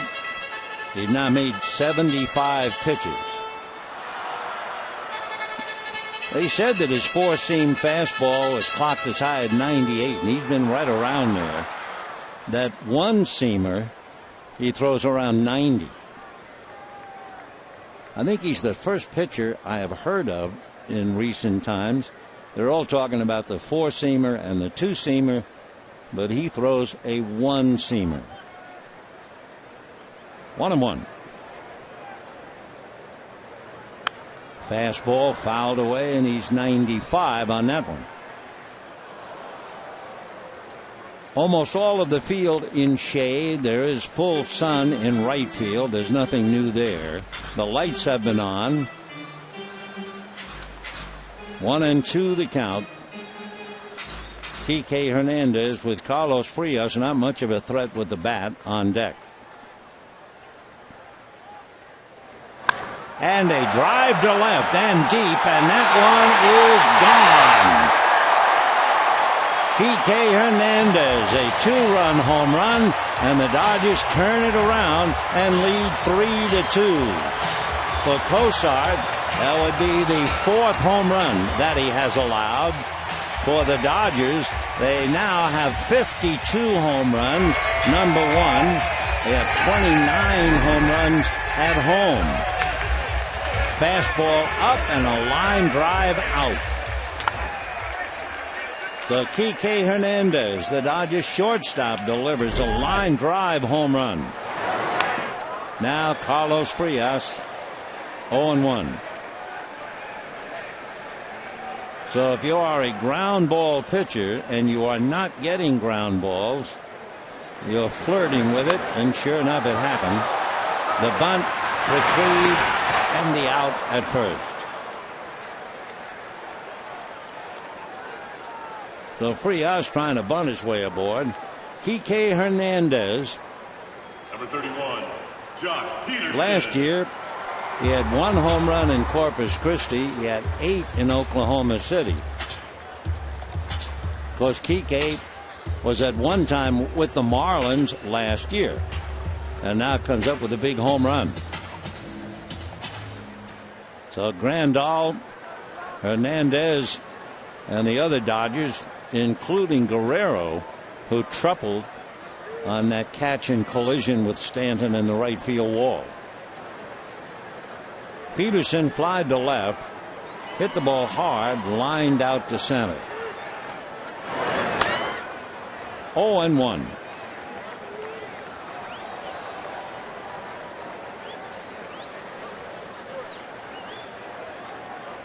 Another Dodger home run.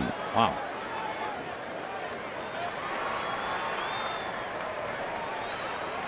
No balls, 1 strike.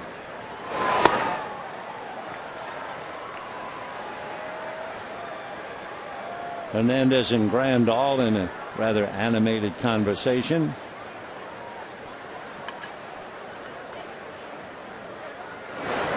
And there's a drive into deep right center. No doubt about that thing. Halfway up and then some. And the Dodgers now add another.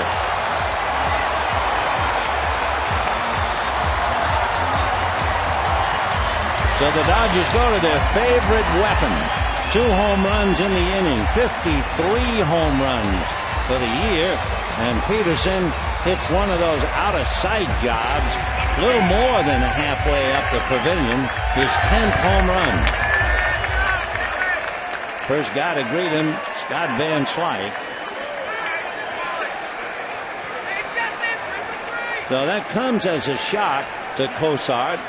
But then again, he's having trouble getting his strength out there, which is the sinker and the ground ball. Another ball in the air, and it's D. Gordon. Take a look at Peterson's home run.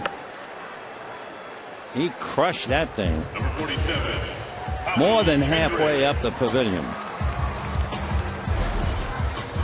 So the Dodgers now lead 4-2. Not bad way to lead off. 10 home runs, and 7 of them as the leadoff hitter. Strike to Kendrick. Struck out, robbed of a hit on a diving catch by Stanton.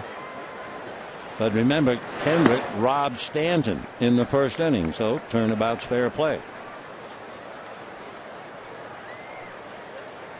4-2 Dodgers, a 3-run 5th inning.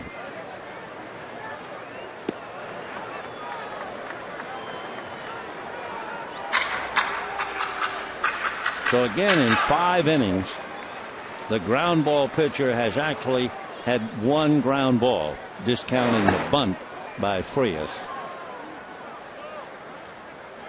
The only ground ball Gonzalez hit back to the box.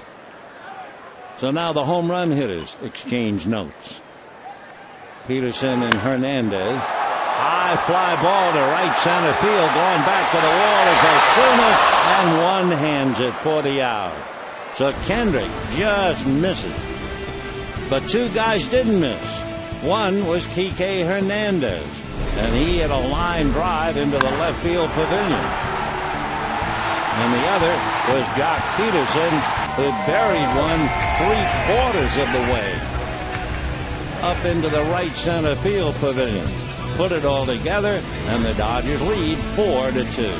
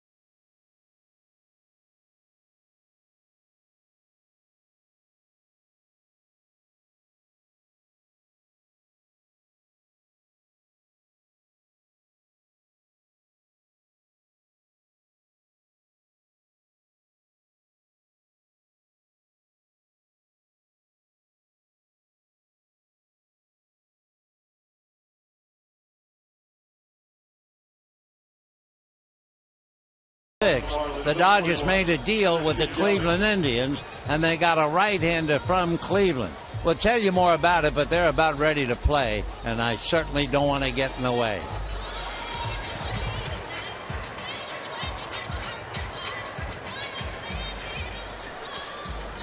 Christian Yelich will start it off.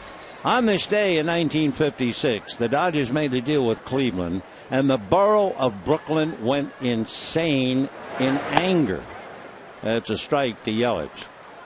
Who did the Dodgers get from Cleveland? Sal Maglie, the pitcher who killed them when he was with the Giants, known as the Barber.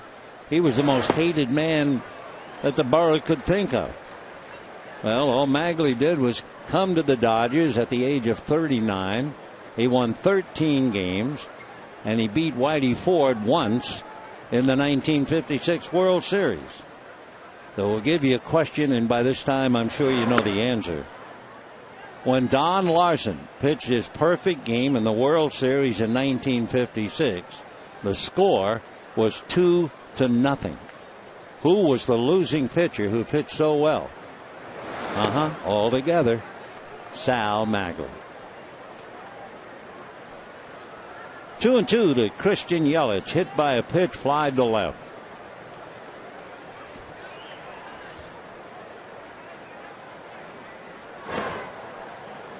In the dirt, 3-2. Dodgers would like to see Frias lengthen his appearances, but here he is now, 90 pitches, just working on the first hitter in the 6th inning. And that will do it for Christian Yelich. That's 3 strikeouts in a row for Frias, and he has now struck out 5. Michael Morse hit back to the box, grounded to short, 0 for 2. So again for Cosart, a ground ball pitcher who has not gotten any ground balls, instead gives up a couple of home runs.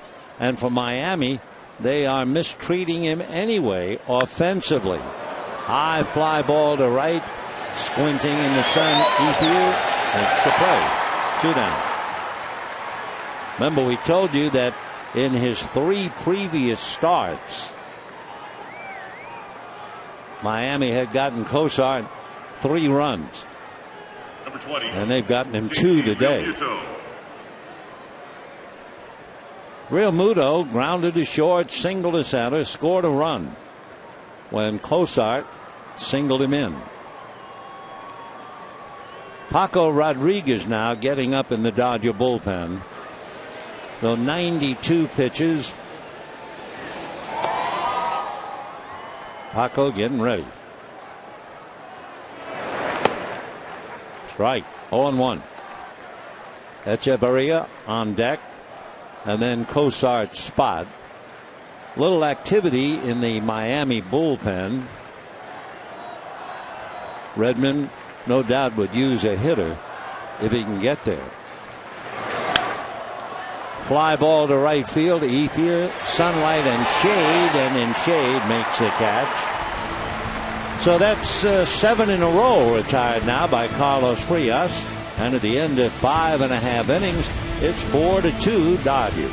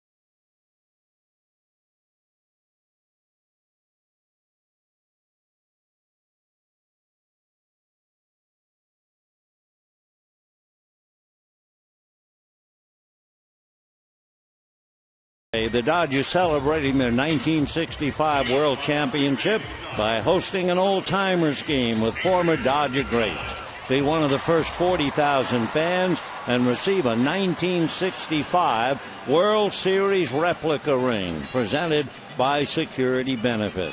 Visit Dodgers.com/oldtimers. Eric Karros, not that he was on the 65 club, but he honors us with his presence today. Ball one to Adrian, hit back to the box. The only ground ball that Cosart has given up. The only one. And a high fly ball to left center appears playable. Yelich is calling with that Gold Glove. One away. You say he has a Gold Glove, and the color of the glove he wears brings that gold to mind.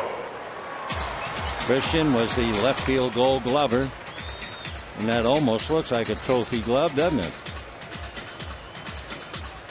Well, he's entitled to it. One away. Alex Guerrero lined out to third and hit the ball that was in and out of Stanton's glove as he hit the wall in right field. And he slices one into right field. Boy, he can hit. I mean, Guerrero comes up with a line single to right. Remember, twice now, Don Mattingly has given him the green light, 3-0. So if you ever got confidence from your manager, that's a good one. Guerrero coming into this game was hitting .353, and now he has a triple, a single, and the only time they got him out, he hit a bullet right at Martin Prado. Now let's see. They're going to check. Cosart might have hurt himself, I'm sorry to say.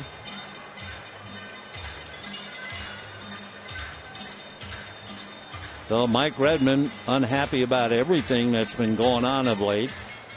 Now checking on a pitcher who apparently felt something hurt.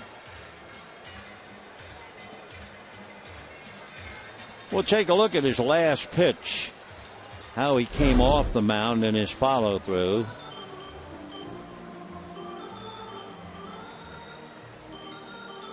Starts to go to first and then kind of jumps in the air. So his instinct was to cover first, and apparently something wrong. So sorry to see or hear that. Sam Dyson down in the bullpen will be called in, and he will be replacing an injured pitcher. So Sam will have all the time in the world, as much as he needs to get ready. Bad break. Hate to see anyone get hurt. And of course, for a pitcher, having a tough day anyway, losing 4-2. Dyson comes in. We'll be right back.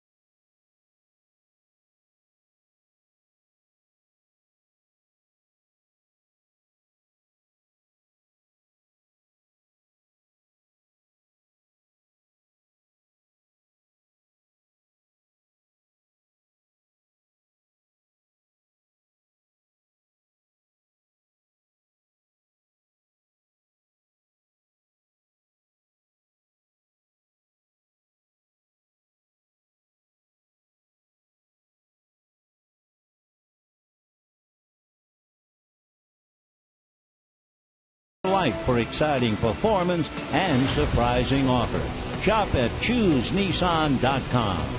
And by DraftKings. Play daily fantasy baseball for free on DraftKings.com. Use promo code BLUECREW for free entry.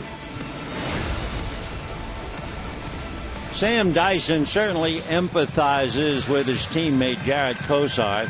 Cosart hurts something as he comes out. Sam Dyson, well, heck, he could write a book about it.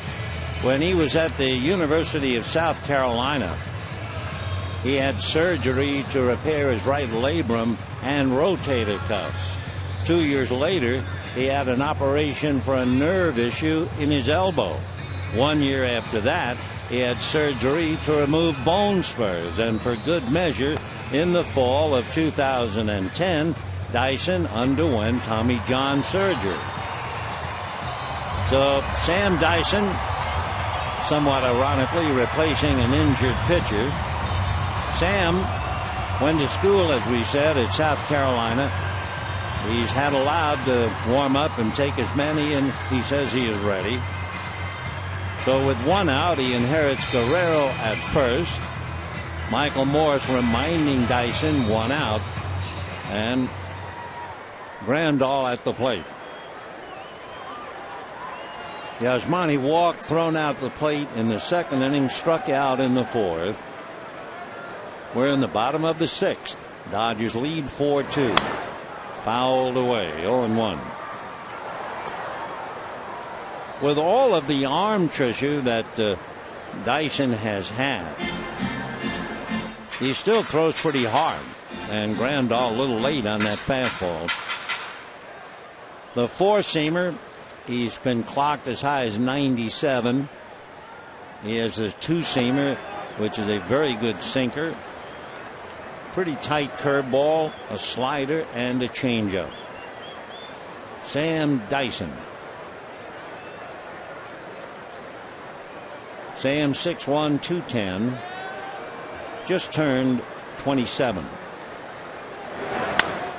Chopper up the middle, over the bag. Good stop by Echeverria for one to first base in time. What a double play. I'll tell you, he is such an impressive shortstop. Whoa. Take another look. Adeiny Echeverria. How about that to Gordon, who whirls and nips him at first. And at the end of 6, 4-2 Dodgers.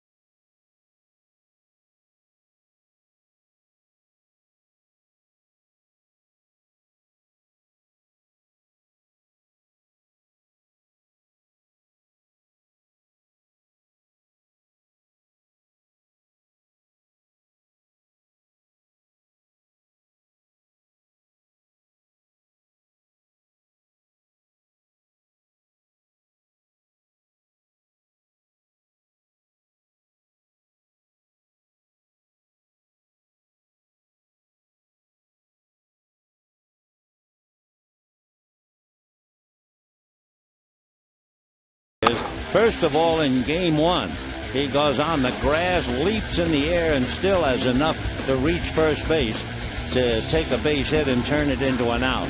And then this time he smothers the ball, flips it back to Gordon, who is able to turn the double play. Danny Echeverria. We don't see much of him because he's over in the National League East.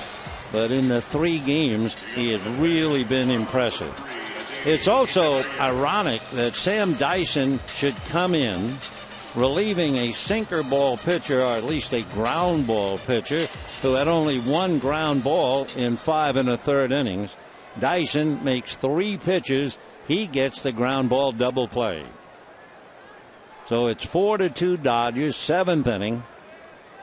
Echeverria has struck out, single to right, and still hitting over 300 with that great glove. Ichiro Suzuki is out on deck to bat for Dyson. Ball 1. For Frias, I would guess the pitch count becomes very important now. He's made 95 pitches, and he's backed up by Hatcher and Liberatore in the bullpen. Boy, he jammed him. Good 93-mile-an-hour fastball. 1-1.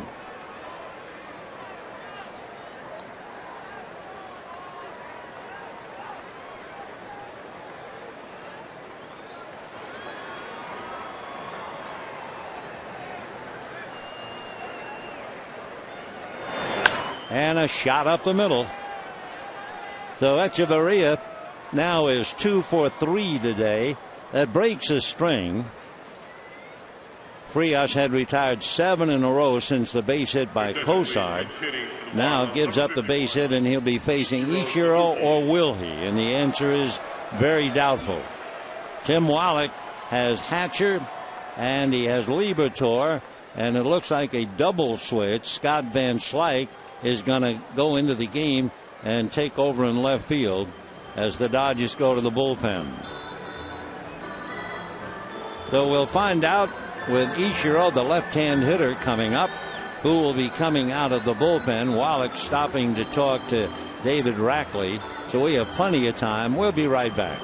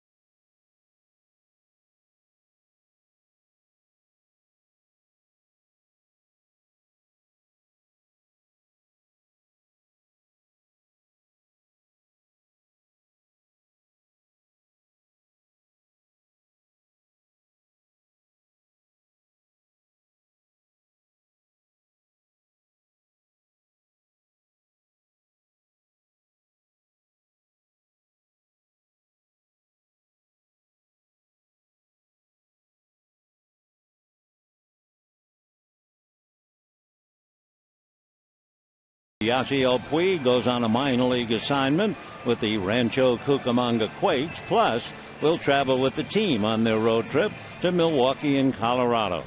So don't miss Backstage Dodgers tomorrow evening at 5:30, only on Sportsnet LA. An interesting lesson for young Carlos Frias. He made 97 pitches. He allowed 6 hits. Interestingly enough, he allowed 4 hits to the bottom 3 in the lineup. Real Muto, a base hit. Echeverria with 2 hits, and even the pitcher Cosard had a base hit. At the very top of the lineup, D. Gordon had the other 2 hits. So Frias, along with Bolsinger, watching Adam Liberatore work against Ichiro Suzuki. Suzuki hitting .267, 1 home run. Liberatore has had a remarkable stretch of success. Celebrated his 28th birthday yesterday. 9 games, an earned run average of nothing, and the opposition a third of a run. And one reason, a splitter. He gets it in there. 1 ball and 1 strike. Joel Peralta throws the splitter a lot when he's pitching. Adam was tinkering with the splitter, got to talking to Peralta, refined it, and now it's a big pitch for him.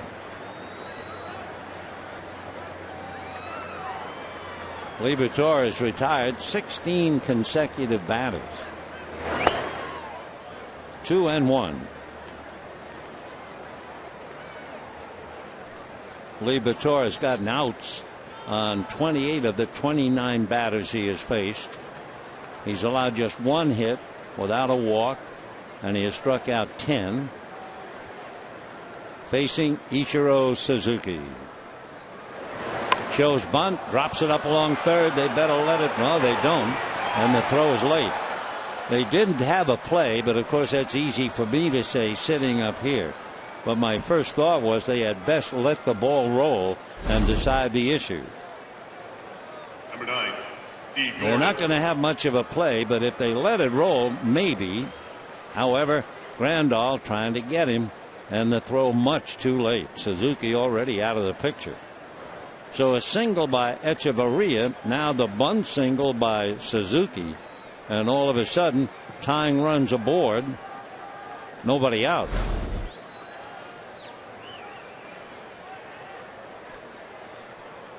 D. Gordon, who was 0 for 8 in the series, has a single and a double in 3 trips today.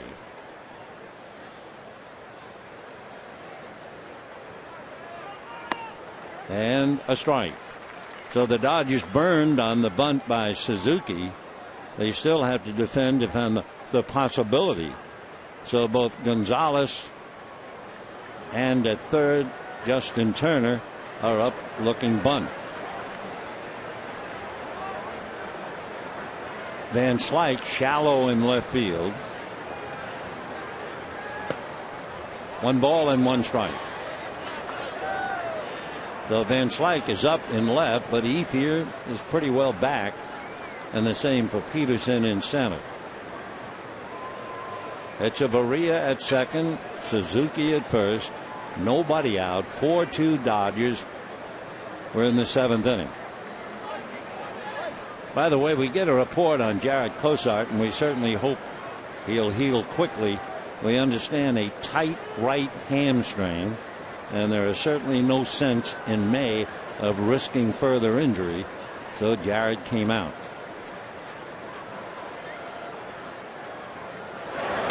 Sliced foul out of play.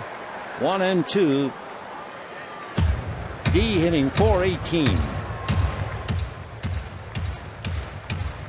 12 RBIs, 12 stolen bases. If you want a bunt, you could call on Eric Ibar. He has 95 in his career. Or Suzuki, who has 81 now that he got his bunt down. The third guy, Carlos Gomez, has 77 bunt singles. Bounced. That might have been a splitter. 2-2 the count.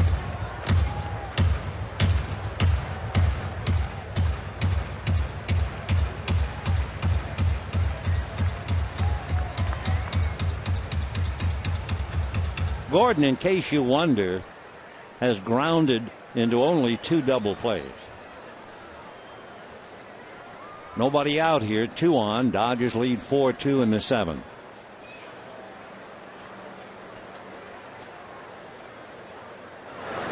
And a line drive base hit. Charging it is Ethier. Stopping at third is Echeverria.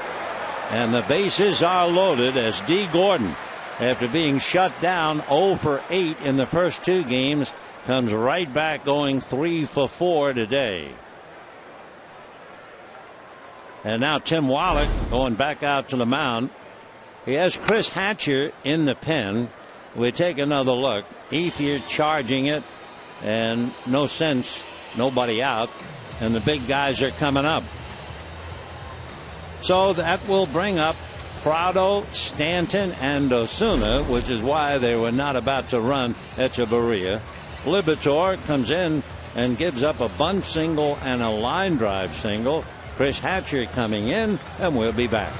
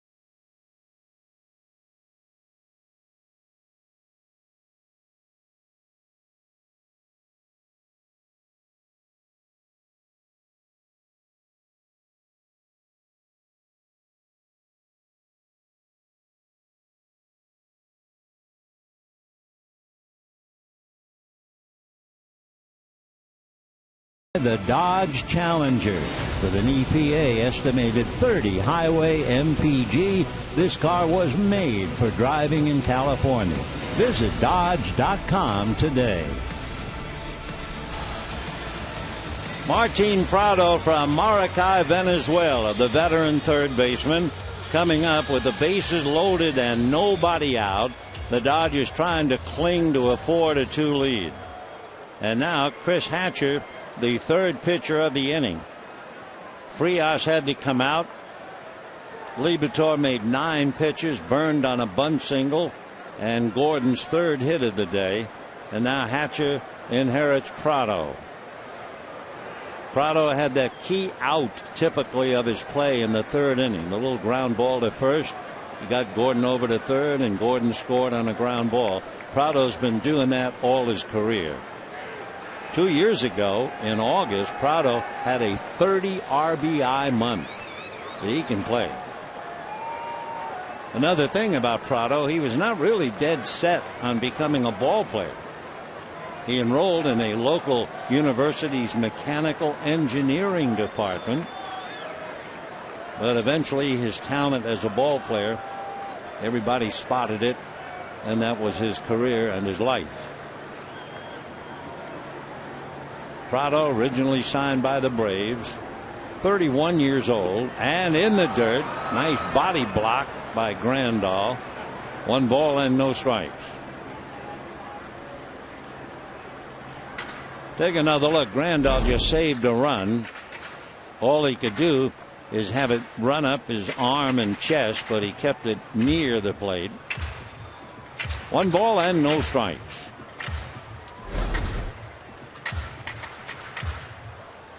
Grandal not quite ready to get back into a crouch.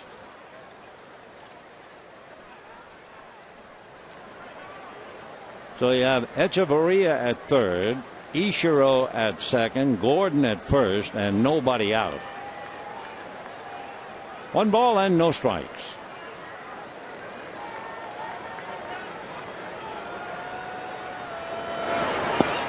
And off the plate again. Miami led 1-0, 2-0, 2-1. Then the Dodgers went to their favorite weapon, a 2-run home run by Kike Hernandez, solo home run by Peterson. Dodgers scored 3 in the 5th to take a 4-2 lead. And now that lead's in jeopardy here in the 7th. 2-0. And ball 3. So Chris Hatcher trying to keep the ball down, but too low. Hatcher 0-3 with an ERA of just about 7. He done walked 3 and struck out 15 coming into the game here. And the big guy on deck, Giancarlo Stanton. And a strike. Prado has walked, grounded out twice, but the first ground ball was all part of the great way he plays. 3-1 to Martin.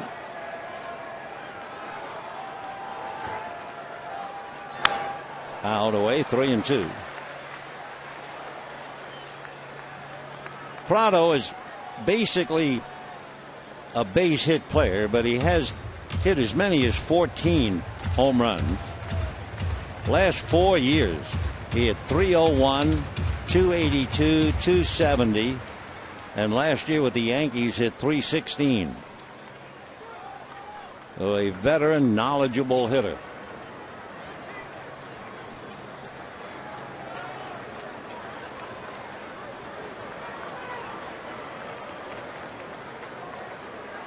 And a line drive, base hit to center. Up with it is Peterson, and they'll go station to station. 1 run scores. Everybody moves up 90 feet. So Prado does what he's been doing since he first came up way back in 2006. He hits a bullet to center field. Base hit, run batted in. Echeverria scores. Going to third is Ichiro. Taking second is Gordon. And the Dodger lead is 4-3. So for Tim Wallach, he's made 2 changes. Libator, now Hatcher, huddling with Honeycutt and Bundy. And now Stanton with the bases loaded. That's that old line about I wouldn't give this spot to a leopard. Facing Giancarlo, who has 5 grand slams. Giancarlo hit one last year against Seattle. 1 ball and no strikes. Stanton lined out to second, leaping catch by Kendrick. Grounded to short, struck out, got an RBI on the ground ball up the middle. 1-1. Slider that time up. Stanton, of course, last night joined that select group by hitting one out of the stadium, bouncing one on top of the roof of the pavilion in left field and on out into the night. Standing room only, nobody out. 4 hits in a row. 4 runs, 5 hits for the Dodgers. 3 runs, 9 hits for Miami. Miami left the bases loaded in the first inning. And that's a line drive base hit. So not only will Ichiro score, here comes D. Gordon, and that puts him in front. Miami leading 5-4 on the base hit by Stanton. So the Dodgers had 21 glistening, shining base hits last night. And now all of a sudden they're at the other end of it. 5 consecutive singles by Miami here in the 7th inning. So Stanton comes up with a base hit, 2 ribbies, and a note of irony. D. Gordon runs in the possible winning run on the 2-run single to center.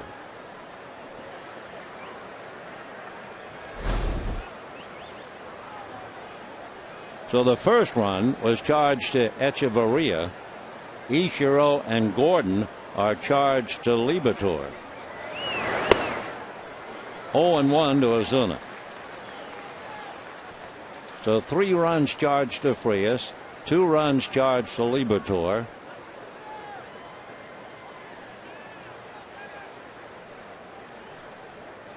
Pedro Baez gets up now in the Dodger bullpen.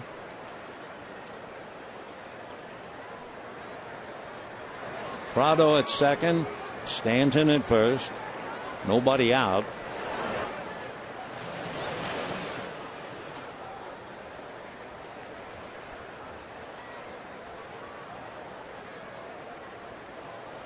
Oh and 1. A little low, 1-1. We mentioned it way back at the start of the game. The unsung heroes have been the fellas in the bullpen, and they have been absolutely brilliant at home. The bullpen's earned run average here at Dodger Stadium prior to today, 0.8.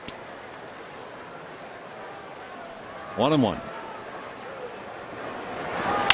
Ground ball to third. They're going to get one. They will get two.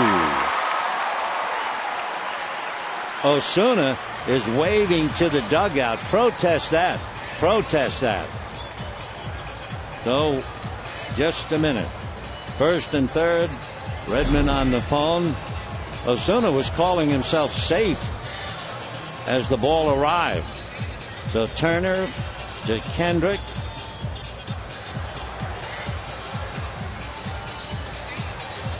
And it looks like they will follow Osuna's lead.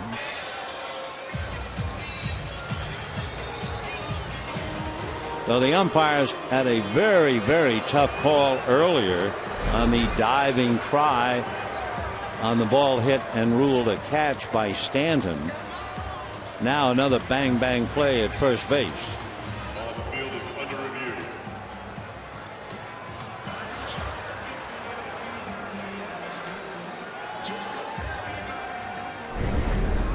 Take another look.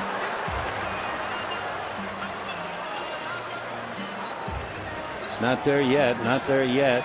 He's there, and the ball looks like it's in the glove.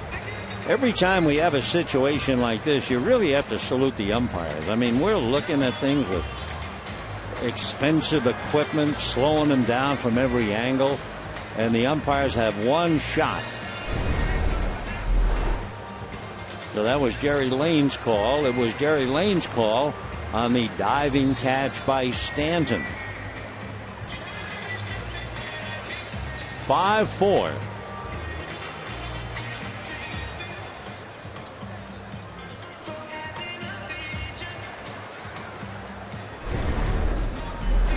Take another look. See where the ball is. Is it in the glove right there? And then I'm not sure if the foot was on the bag before the ball was not in the glove. Wow, look at that. I mean, that is really a tough call.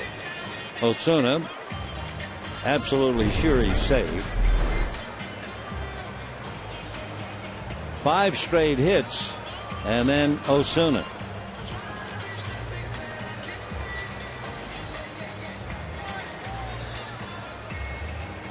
Honeycutt and Wallach checking the hitters.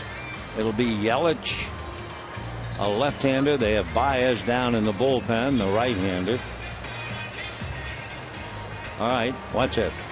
Safe. So Osuna is right. It's a force play, 5-4. Taking third is Prado.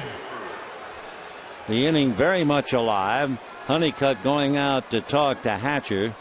So there are runners at first and third, 1 out. 3 runs in, 5-4 Miami in the 7th inning. So if you just got home from work or you just finished dinner, pull up a chair. We got a tough ball game.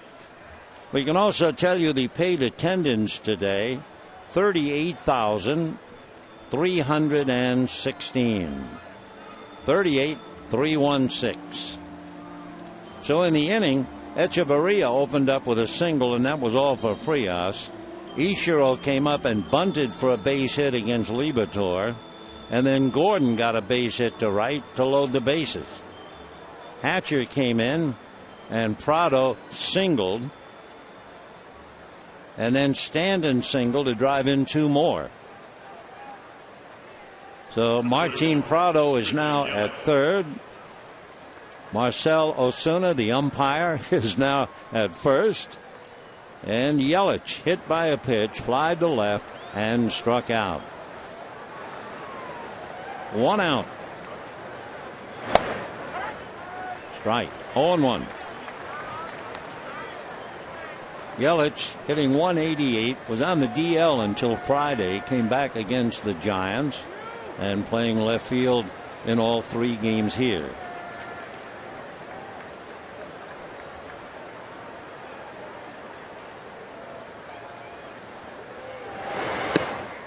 One ball and 1 strike.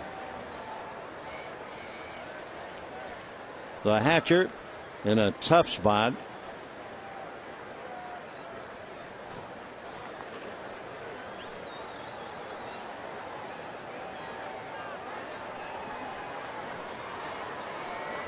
Yelich, long and lean, but he's actually 195 pounds. He's a big fella. Standing 6'4", he gives you a big strike zone. 2 balls and 1 strike. 1 out, 3 in, 5-4, Miami.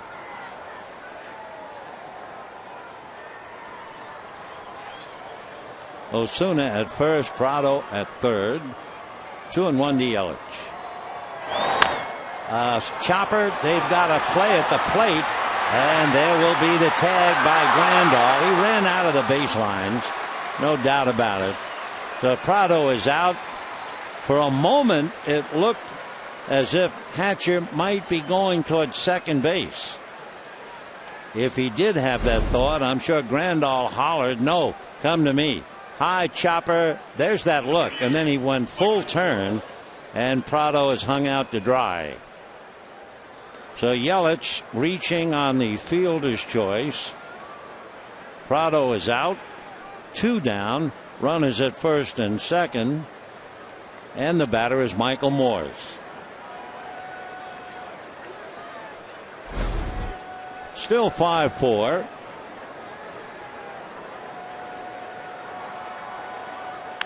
Fouled away.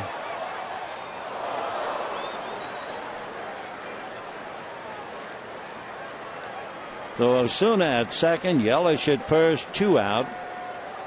When the Dodgers come up in the bottom of the 7th, they'll have Ethier, Hernandez, and Van Slyke.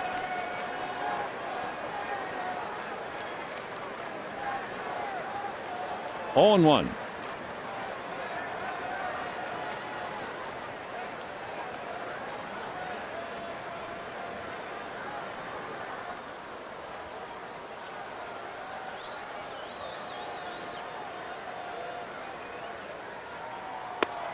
One ball and 1 strike. Marlins led 1-0, 2-0, 2-1. Dodgers led 4-2. Marlins lead 5-4.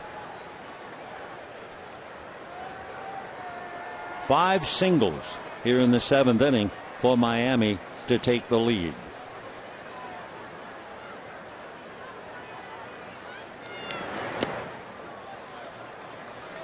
Two and 1. Dodgers with a 5-game winning streak on the line. The Marlins have lost 3 straight, 4 out of 5, 7 out of 10.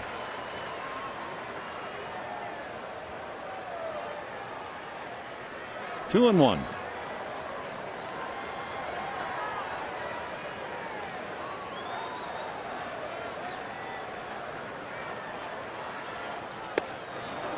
Ball 3. So 3-1 to Morse, a power hitter. The catcher, Real Muto, on deck. He's 1 for 3.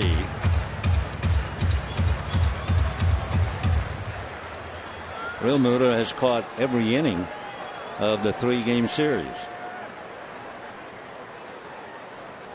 3-1 to Michael Morse. And he walked him. So everybody moves up 90. Ozuna goes to third. Yelich to second. Morse to first. Number 20, And here's Realmuto with the bases loaded and 2 out, 7th inning. Wallach is heading for the mound. He's got Baez warmed up. So Hatcher came in to face Prado, and he gave up 2 hits and a walk. And Chris is coming out. So Baez will be called in. It looks like Realmuto will be batting for himself. It doesn't look like a pinch hitter. We'll be right back.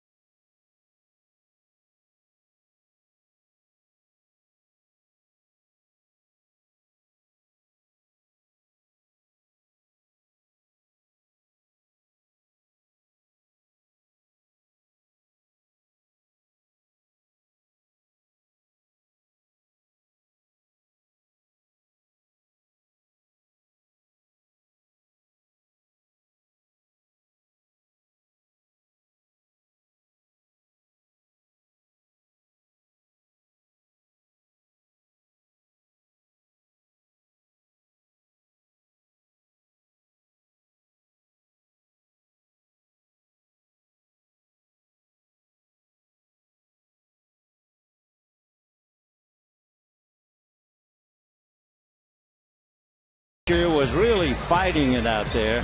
Hatcher made 21 pitches, 11 balls, and 10 strikes. So Hatch finally came out getting 2 outs. And Baez is asked to get that very hard 3rd out. Pedro 1-0. Solid ERA 1.8. He'll be facing Realmuto, who has grounded to short, single to center, and scored a run and flied to right. Realmuto from Midwest City, Oklahoma. The initials JT. That stands for Jacob Tyler. Marlins had him as a 3rd-round pick in 2010. Osuna, Yelich, and Morse all out on the lines with 2 out. So Realmuto is the 9th man to come up here in the 7th inning. 3 on the boards, 3 on the lines, 2 out. Ball 1. And looking at Baez and his numbers, he has walked 3 and struck out 19.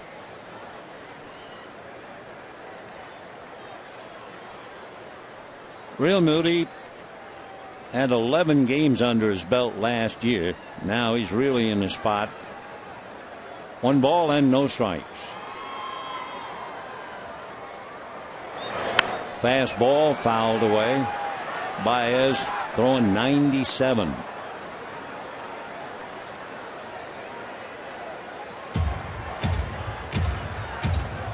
Looking at the clock, this would be basically the 1st inning of a night game. Lights have been on since the beginning of the game. It was 66 degrees when the game started. 1 ball and 1 strike. That's a strike. Marcell Osuna is at 3rd. Christian Yelich is at 2nd. And Michael Morse is at 1st. 2 out and a 1-2 count.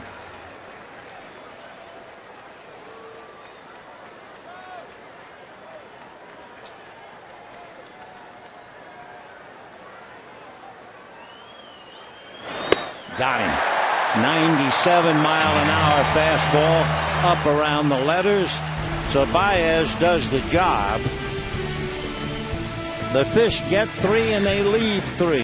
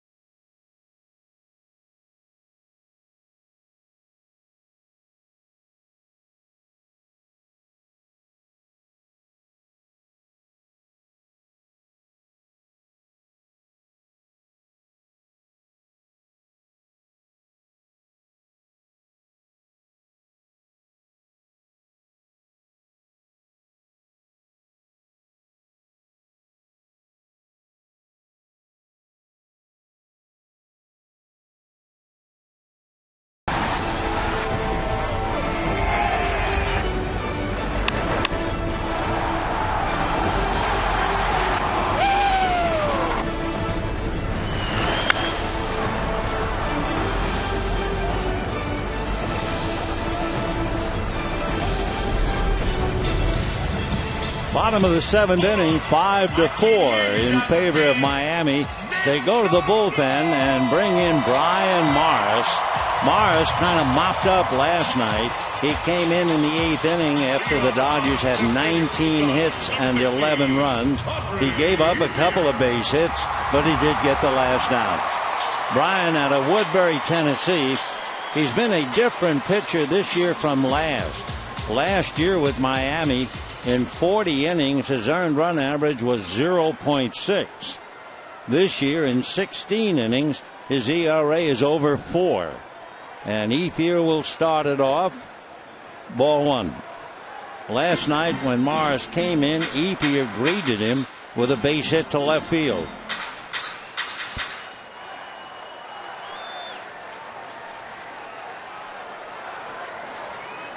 One ball and no strikes. Fastball pulled foul. By the way, Morris this year has a record of 3-0 and an earned run average of 2 at home. On the road, he is 0-1 and an ERA of 6.7. So he's backed up by the left-hander Mike Dunn in the Miami pen. 1 ball, 1 strike. Ball 2. Ethier, then Kike Hernandez and Chris Van Slyke. Ethier knows the book. Morris basically fastball, curveball, slider, and a change. And a fly ball to left field. Yelich going back on the track to make the catch. And boy, that wall suddenly jumped out at him. But like the Gold Glove that he is, he made a nice play. So Ethier had a string, 6 consecutive hits. Then he had 2 walks, and now he flies deep to left. 1 out. Kike Hernandez 2 for 2 today, single to right in the 2nd inning, and got a fastball up in the 5th and hit a line drive home run into the pavilion in left field. 0-1.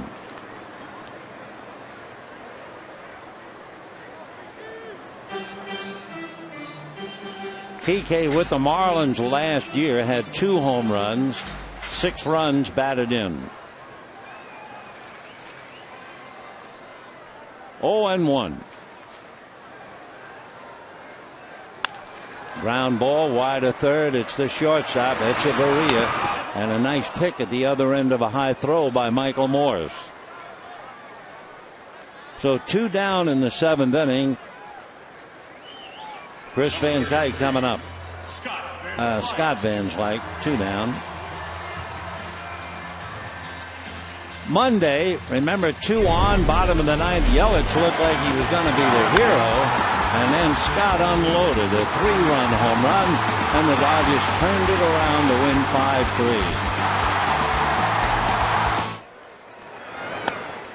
5-3. And a strike. Van Slyke last night had 2 singles, a double, a sacrifice fly, and a long fly ball to deep left. The game before, a double, single, and the 3-run home run.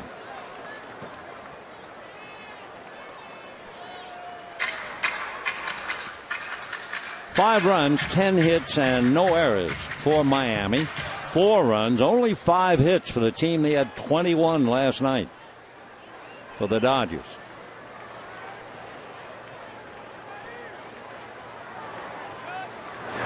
Fastball whacked to left center field. On the dead run is Osuna to make the catch at the wall. Scott Van Slyke gives it a ride, but not enough. And the Dodgers go 1-2-3. Osuna tracked that ball very well. And at the end of 7, it's still 5-4 Miami.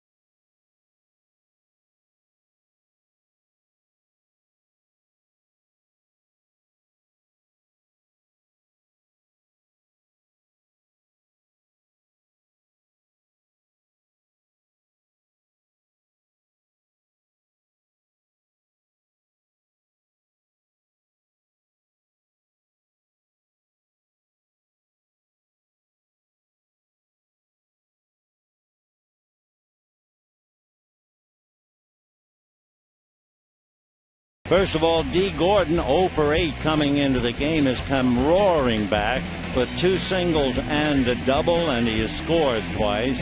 Kike Hernandez, playing shortstop today, has a single and a 2-run home run in the 5th inning. Jock Peterson was 0 for 2 when he came up in the 5th inning and blistered a long home run to deep right center. But the home runs, the Dodgers' favorite weapon, not quite enough so far, as Gordon and Stanton have a little meeting. It's 5-4 Miami, and it's a battle of the bullpens as Baez ready to work to Echeverria, and then it'll be a pinch hitter for Brian Morris. Off speed, picks up the outside corner for a strike. Echeverria struck out, single to right, single to center.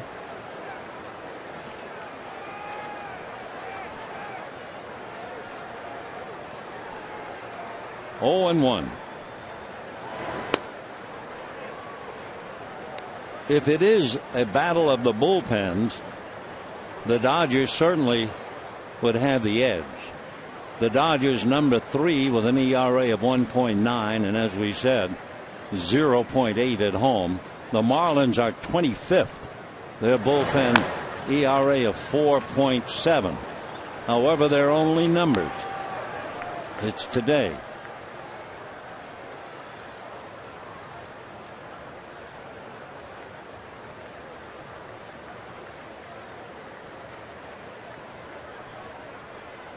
One and two the count.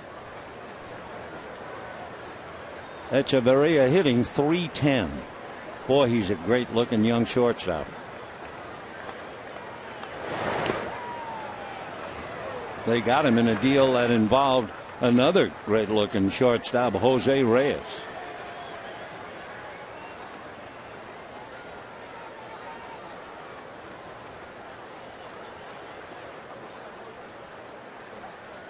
Echeverria, 26 years old.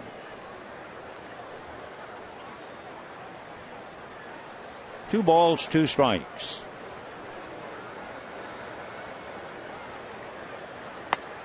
And strike three called, and he knew it. One away. So Echeverria looking fastball, didn't get it. One out. And the batter now is Justin Bour. Pitch just on the outside corner.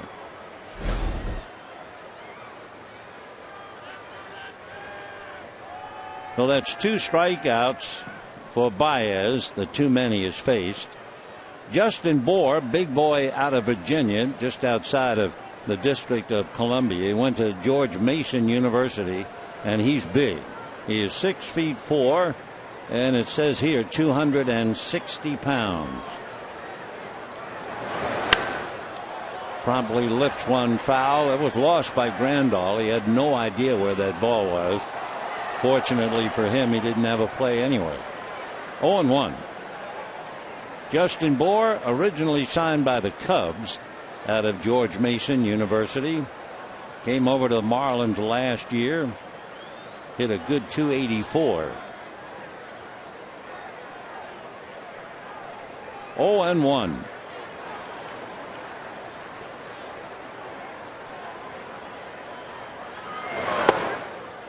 One and one.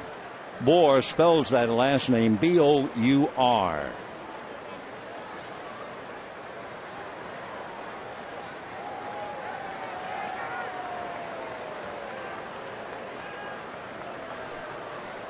Bour came up to the big leagues June of last year. 1-1. Inside under the hands. Bour as a pinch hitter is 5 for 8. For the year, he is 10 for 20.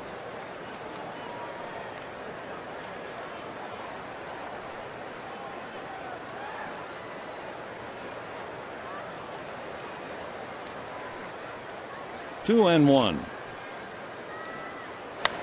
Squirts that foul way out in front, looking for a 97-mile-an-hour fastball, and he hit it off the end of the bat. Pitch got up there at 88.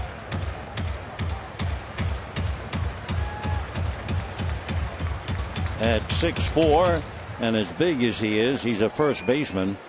Makes you think of Matt Adams of the Cardinals. 2-2.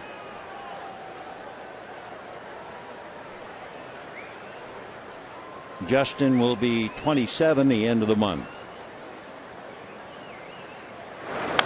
Foul back. Fastball alley, and the pitch 98. They checked so many things last night. When Stanton hit the big home run, the velocity of the pitch was 85 miles an hour. The velocity of the bat swing by Stanton was 114 miles an hour. Like the propeller of an airplane. 2-2.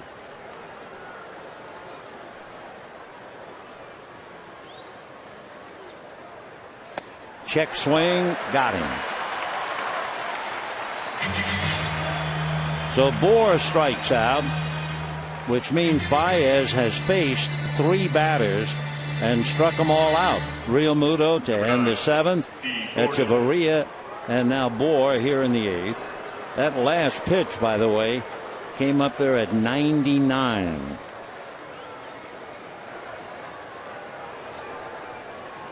So here's D. Single to right, double to left center, grounded to first, single to right.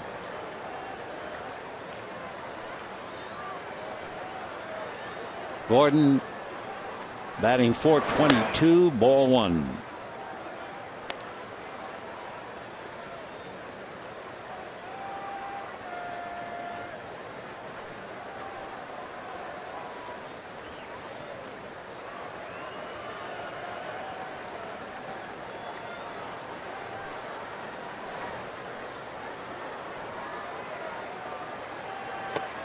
And ball two. Gordon hitless in the first 2 games of the series. So the question is, how many times, how many games has he gone hitless this year? Prior to this series, 3 times, and all 3 pretty early April.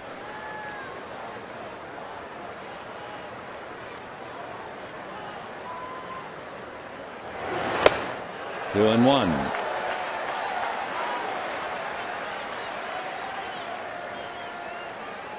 One thing that Gordon has been able to do is keep the ball on the ground. When you have the speed that he has, but you don't have any power, fly ball is a waste of time.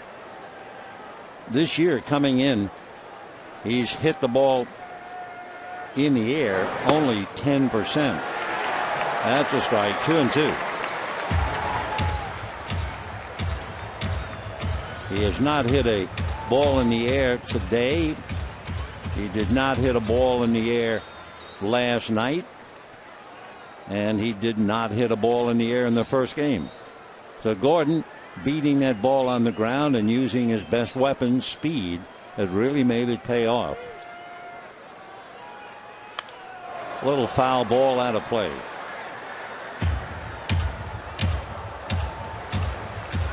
Gordon also changed a little bit, at least in the first 2 games in the series. He was a first ball hitter. In fact, he was going after the first pitch this year about a little more than 30% of the time, but he has stopped that now today. 2-2.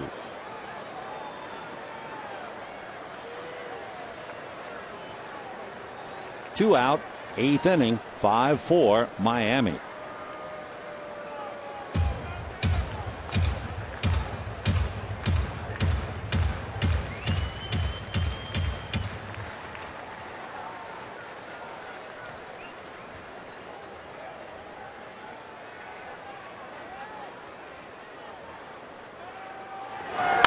And another foul ball.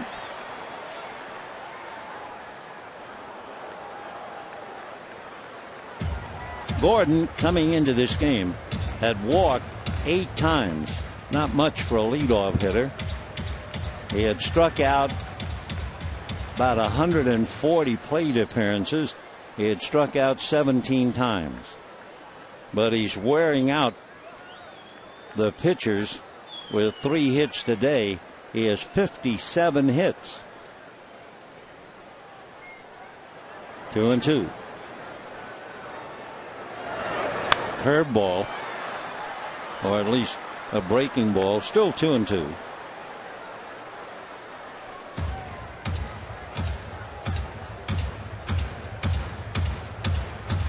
That breaking ball is such a short cutter to it. More like a little slider.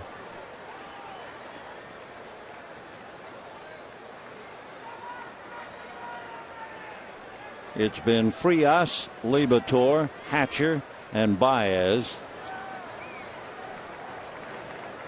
Top of the order for the Dodgers in the bottom of the 8th inning. That means Peterson, Turner, and Kendrick. And if anybody gets on, Gonzalez.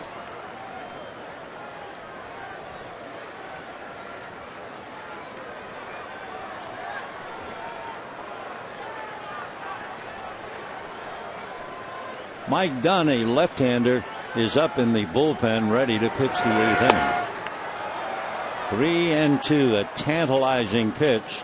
Gordon started, but then showed great discipline in holding up on that. Now Grandal out to talk to Baez, and Martin Prado waits on deck.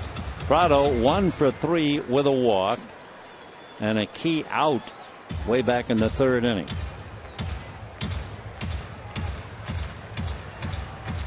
So Baez with 3 consecutive strikeouts, going all the way with Gordon.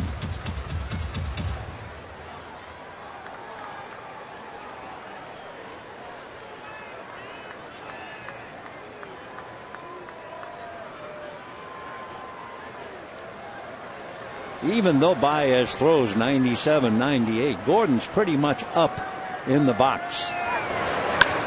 And a fly ball in the gap to left center. On the dead run is Peterson, and it's going to be off the wall. And Gordon is into second base with a double. That's his 4th hit of the day. Normally, when you see a hitter up in the batter's box, you figure he's up there so he can hit the breaking ball early in the break. And when you're up there against a guy throwing 97 and 98, you would expect the hitter to be in the back chalk line of the batter's box. But D. Gordon, with that short stroke, despite the fact Baez is throwing 97 and 98, D had a 10-pitch at bat and doubles to left center. He has really become quite a player.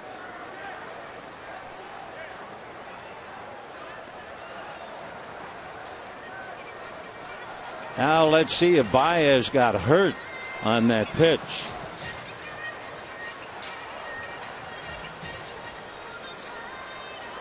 Grandal went out to the mound and then hollered.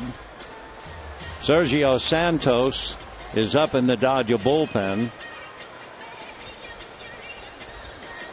By the way, while we have the moment, remember too that last year D. Gordon stole third 9 times.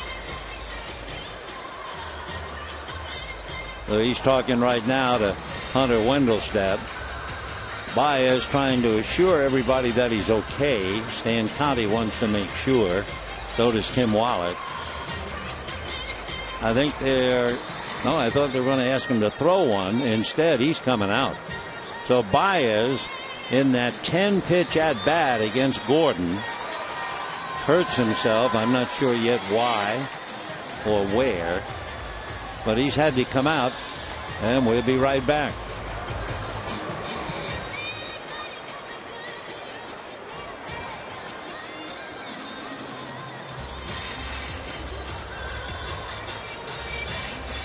Ladies and gentlemen.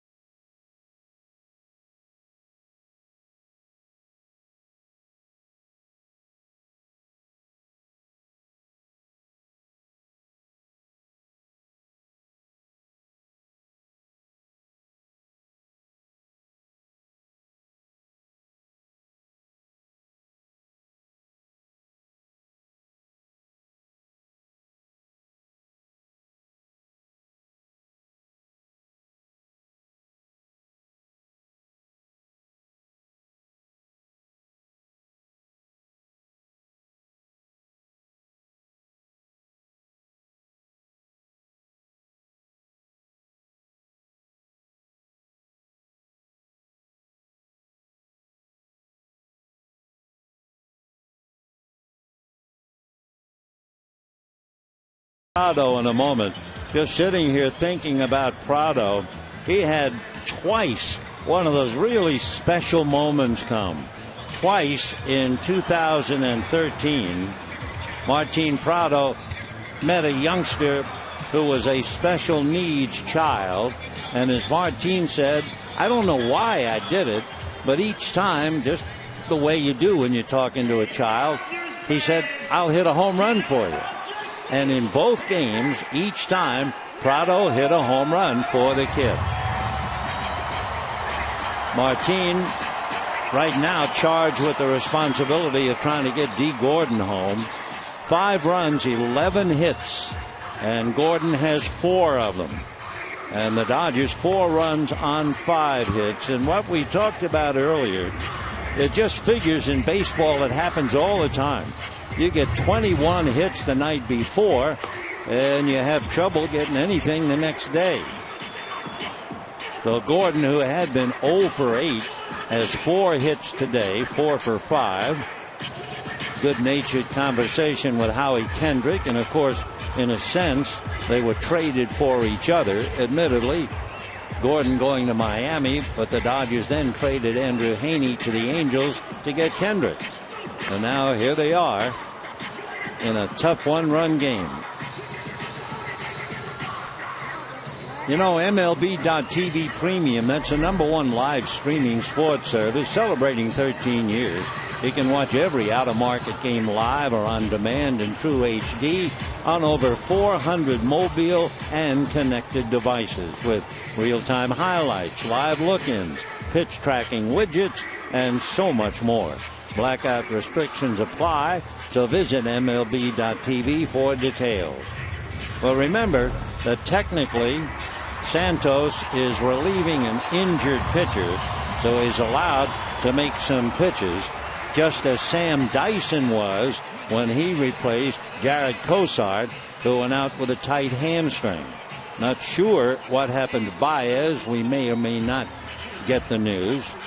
We can tell you that Miami led 1-0, 2-0, 2-1. Dodgers had home runs by Hernandez with a man aboard, Peterson with nobody on. Dodgers took a 4-2 lead, only to have a 3-run 7th inning. 5 hits, 9 men came to the plate, and Miami scored 3 to turn it around. So it is 5-4 in favor of Miami, and Prado trying to pick up Gordon. And of course, if he just gets aboard, then you have Stanton with 2 out. So Sergio Santos, originally signed by the D-backs, had a cup of coffee with the Blue Jays, and the Dodgers now asking him to get them out of a tough jam. Santos, born in Bellflower, so he's a local boy. And ball 1.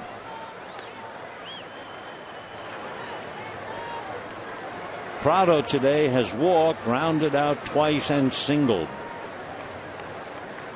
He was also out in a rundown play at the plate. Gordon, a good lead at second. That's in there. Justin Turner deep with Prado, but he is very conscious of Gordon. Remember, D, as we mentioned, stole third 9 times last year.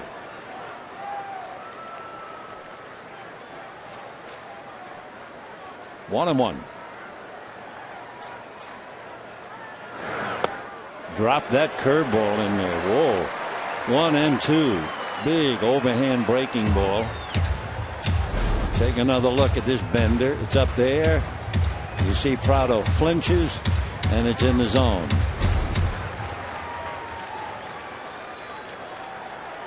One and 2 to Martin, the man from Maracay.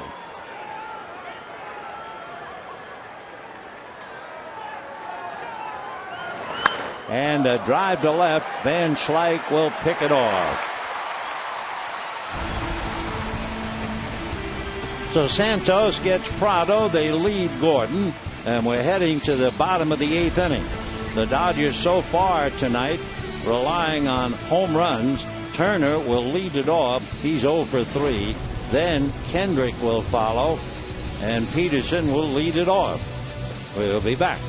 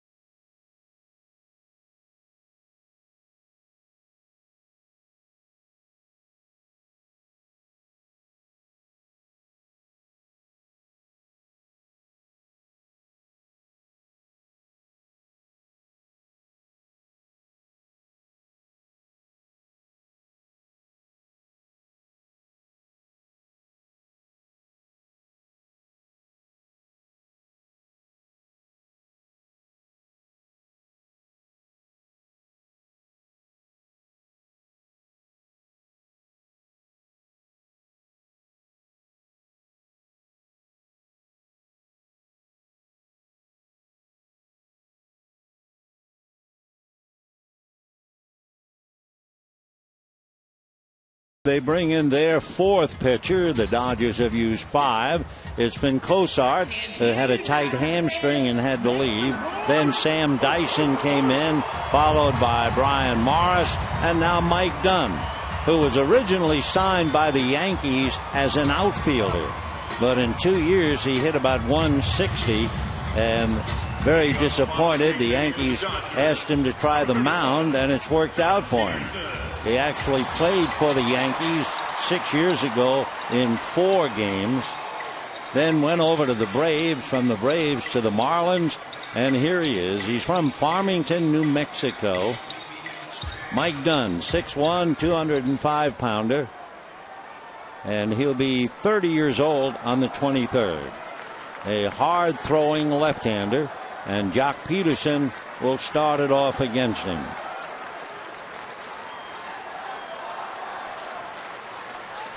Dunn has been clocked as high as 97. But he starts with an off-speed pitch. Peterson came up in the 5th inning and unloaded against Cosart, hitting it deep into the right field pavilion. Jock with 10 home runs. That vicious swing of his, 1-1. Dunn with that good 4-seamer. He has a good 2-seamer. He has a slider, a cutter, and a change, which usually fades away for right-handed batters. On deck, a right-handed batter, Justin Turner. That's in the dirt. 2-1.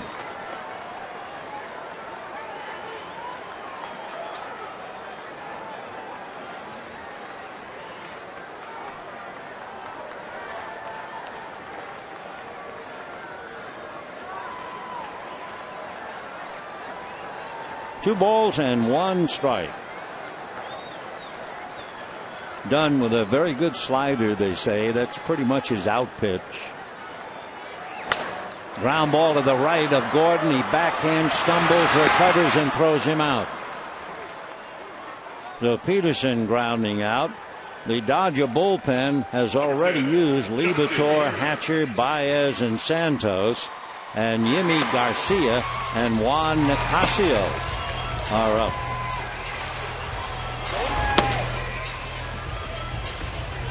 So 1 out. Here's Justin Turner. 2 fly balls to right.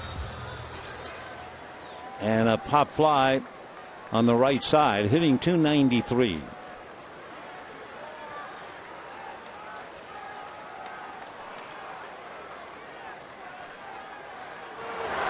And a soft line drive and a diving catch by Martin Prado.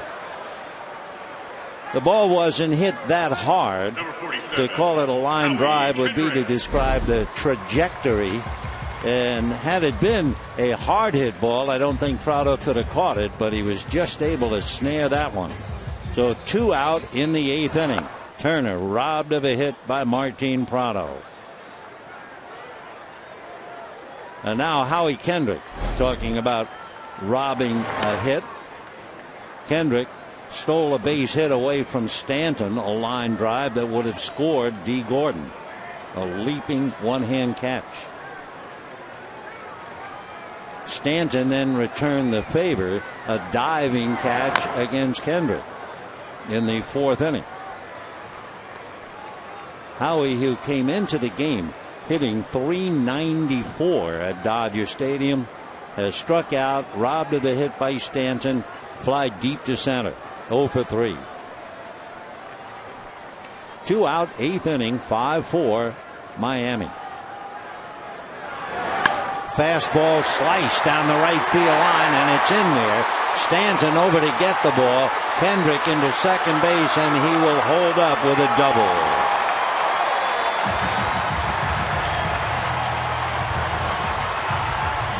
So after Turner's drive, the diving catch by Prado, wouldn't you know, Kendrick then doubles into the right field corner, and that'll bring up Adrian Gonzalez. Pitch down around the knees. He just stayed inside the ball and hits it in the corner. A.J. Ramos, a right-hander, gets up now in the Miami bullpen.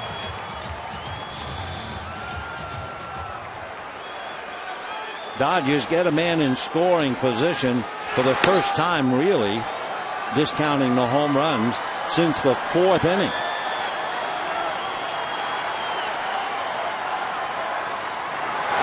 Fastball, ball 1. On deck, Juan Uribe.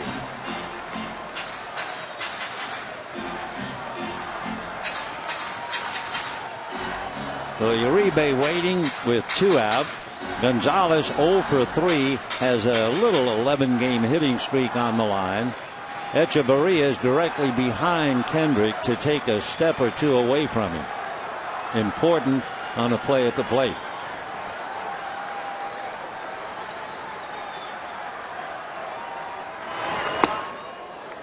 Off the corner, 2-0. That looked like the slider.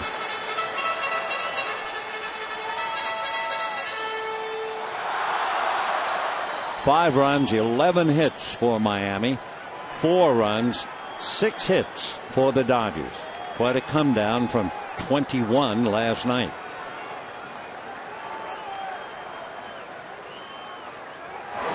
Ground ball, backhanded by Morse, overhands for the out. And the Dodgers leave the potential tying run at second base. And Gonzalez goes 0 for 4.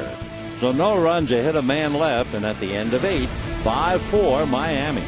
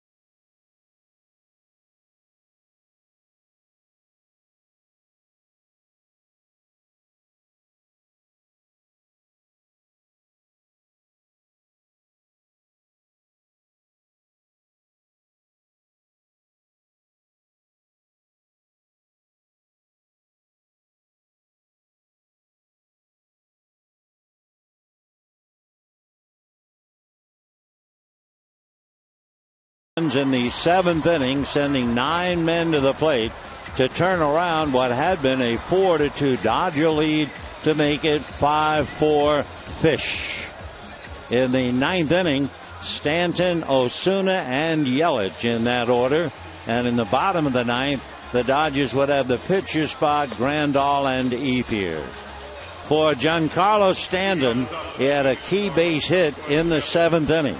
He was 0 for 3 when he came up against Hatcher, singled, scoring 2, and scoring the go-ahead run, of course, was D. Gordon. So now Giancarlo lined out in the 1st inning. That was that leaping catch by Howie Kendrick.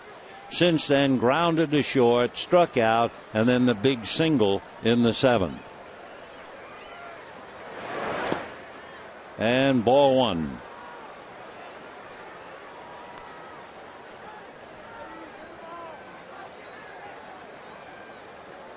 Stanton, 33 runs batted in.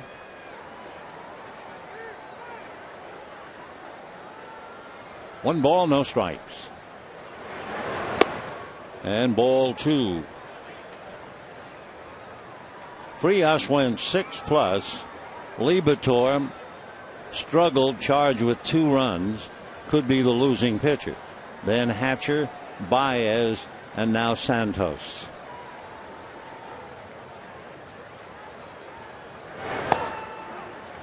Strike, 2-1.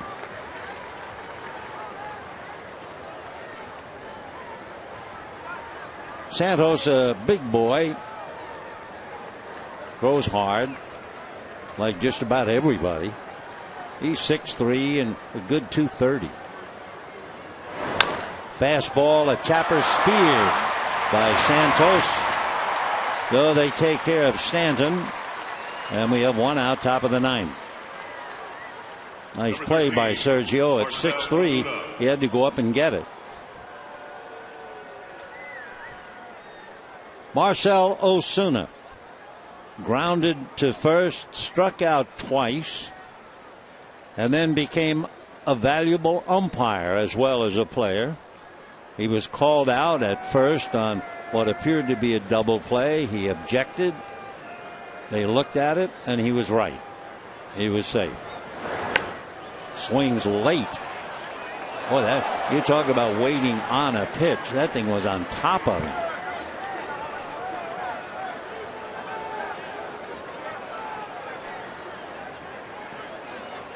Marcell, 3 home runs, 10 runs batted in.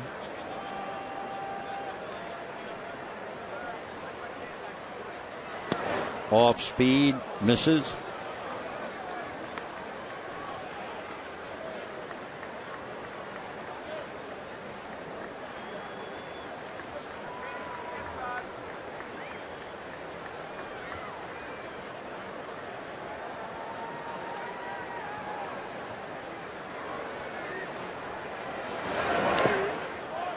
Two and one.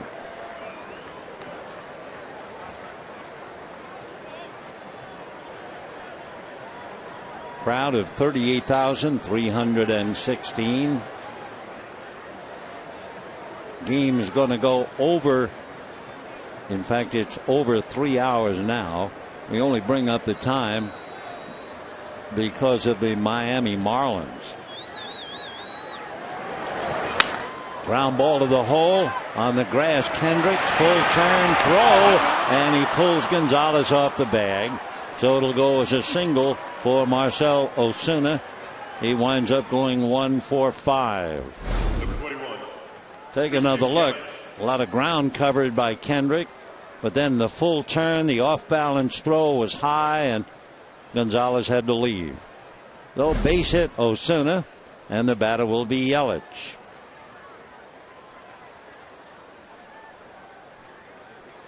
Christian Yelich hit by a pitch, flied to left, struck out, hit into a fielder's choice.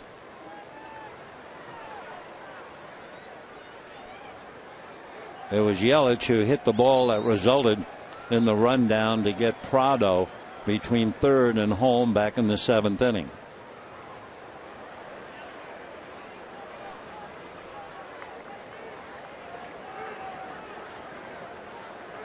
Ozuna is 1 for 2 in stolen bases. Ground ball up the middle. On it is Hernandez on the bag. Doubles him at first. 6-3 double play. No runs, a hit, nobody left. We head to the bottom of the 9th. The pitcher spot. Ben Grandal and Ethier.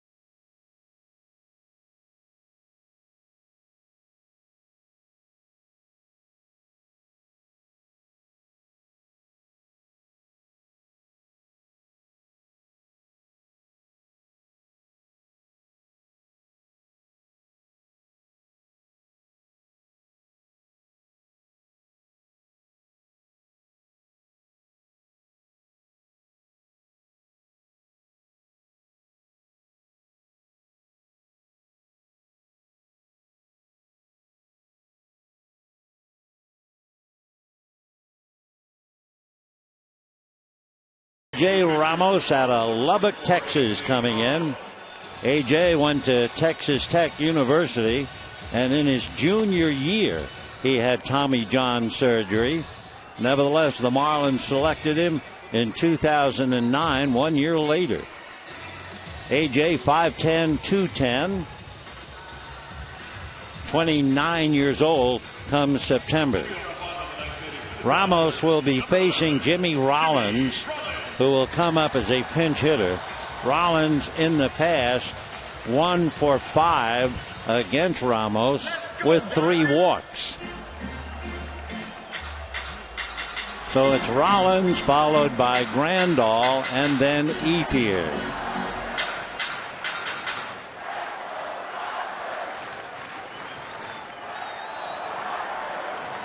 Ramos fastball, cutter, slider, and change. Rollins hitting 174. Fastball, strike.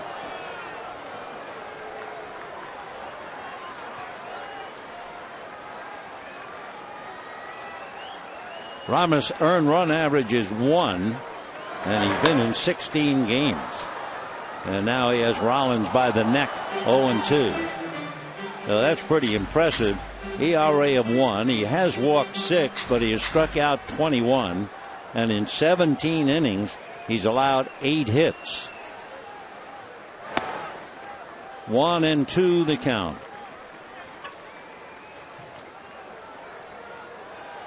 Ramos came up to the Marlins briefly in 12, again in 13, and last year. 2-2.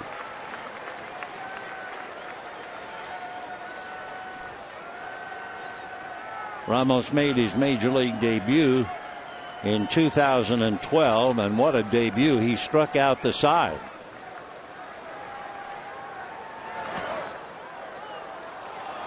That's strike 3. Rollins reacting a bit late. The pitch got away.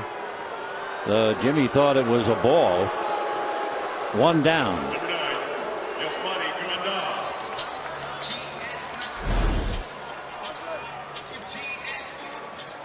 That pitch just popped out of the mid of Real Muto, and Rollins just seems in shock as he talks to Kike Hernandez.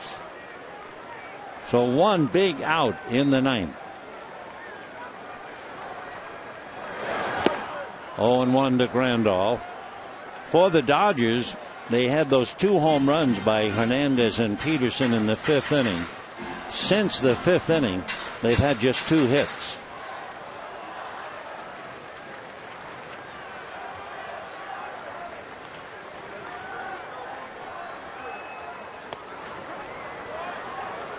For A.J. Ramos, he has a shot at his first career save. He has an 0-2 count on Grandal. Andre Ethier on deck. Let that thing fly at 95.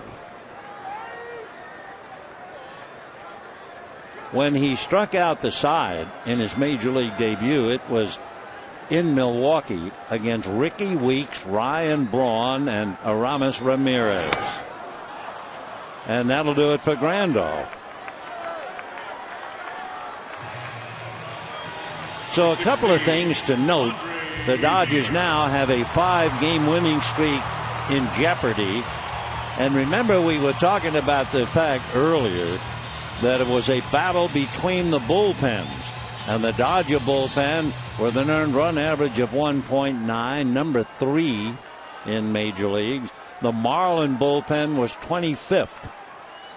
Well, it's the Marlin bullpen that has held on to save the game, apparently. Ball 1 to Andre Ethier. Ethier had hit safely in 6 straight. He had walked twice today, so the streak was still alive. And then he flied deep to left in the 7th inning. And a high fly ball, but it's playable. They're looking at it with their hearts. And coming out of nowhere was Osuna, almost colliding with Mike Stanton. It was just a routine fly ball. Wow. Osuna or later, and Stanton caught it. So it's 5 runs, 12 hits, no errors for the Marlins to salvage a victory. Dodger 5-game winning streak is snapped. 4 runs, 6 hits, and no errors. Without a doubt, the player of the game would be the former Dodger, D. Gordon. He was 0 for 8 in the series. Today he singled in the first. He doubled in the third. He singled in the seventh. And for good measure, doubled in the eighth. And one other note, it was D. Gordon who scored what turned out to be the winning run. So Miami will fly all night. They'll go home. They'll go back to work against Atlanta Friday night. The Dodgers dig in to play Colorado. The pitching for the 4 games: Anderson tomorrow night, Kershaw Friday night, Greinke Saturday, and Bolsinger on Sunday. And that will do it for us. We wish you all a very pleasant good evening, everybody.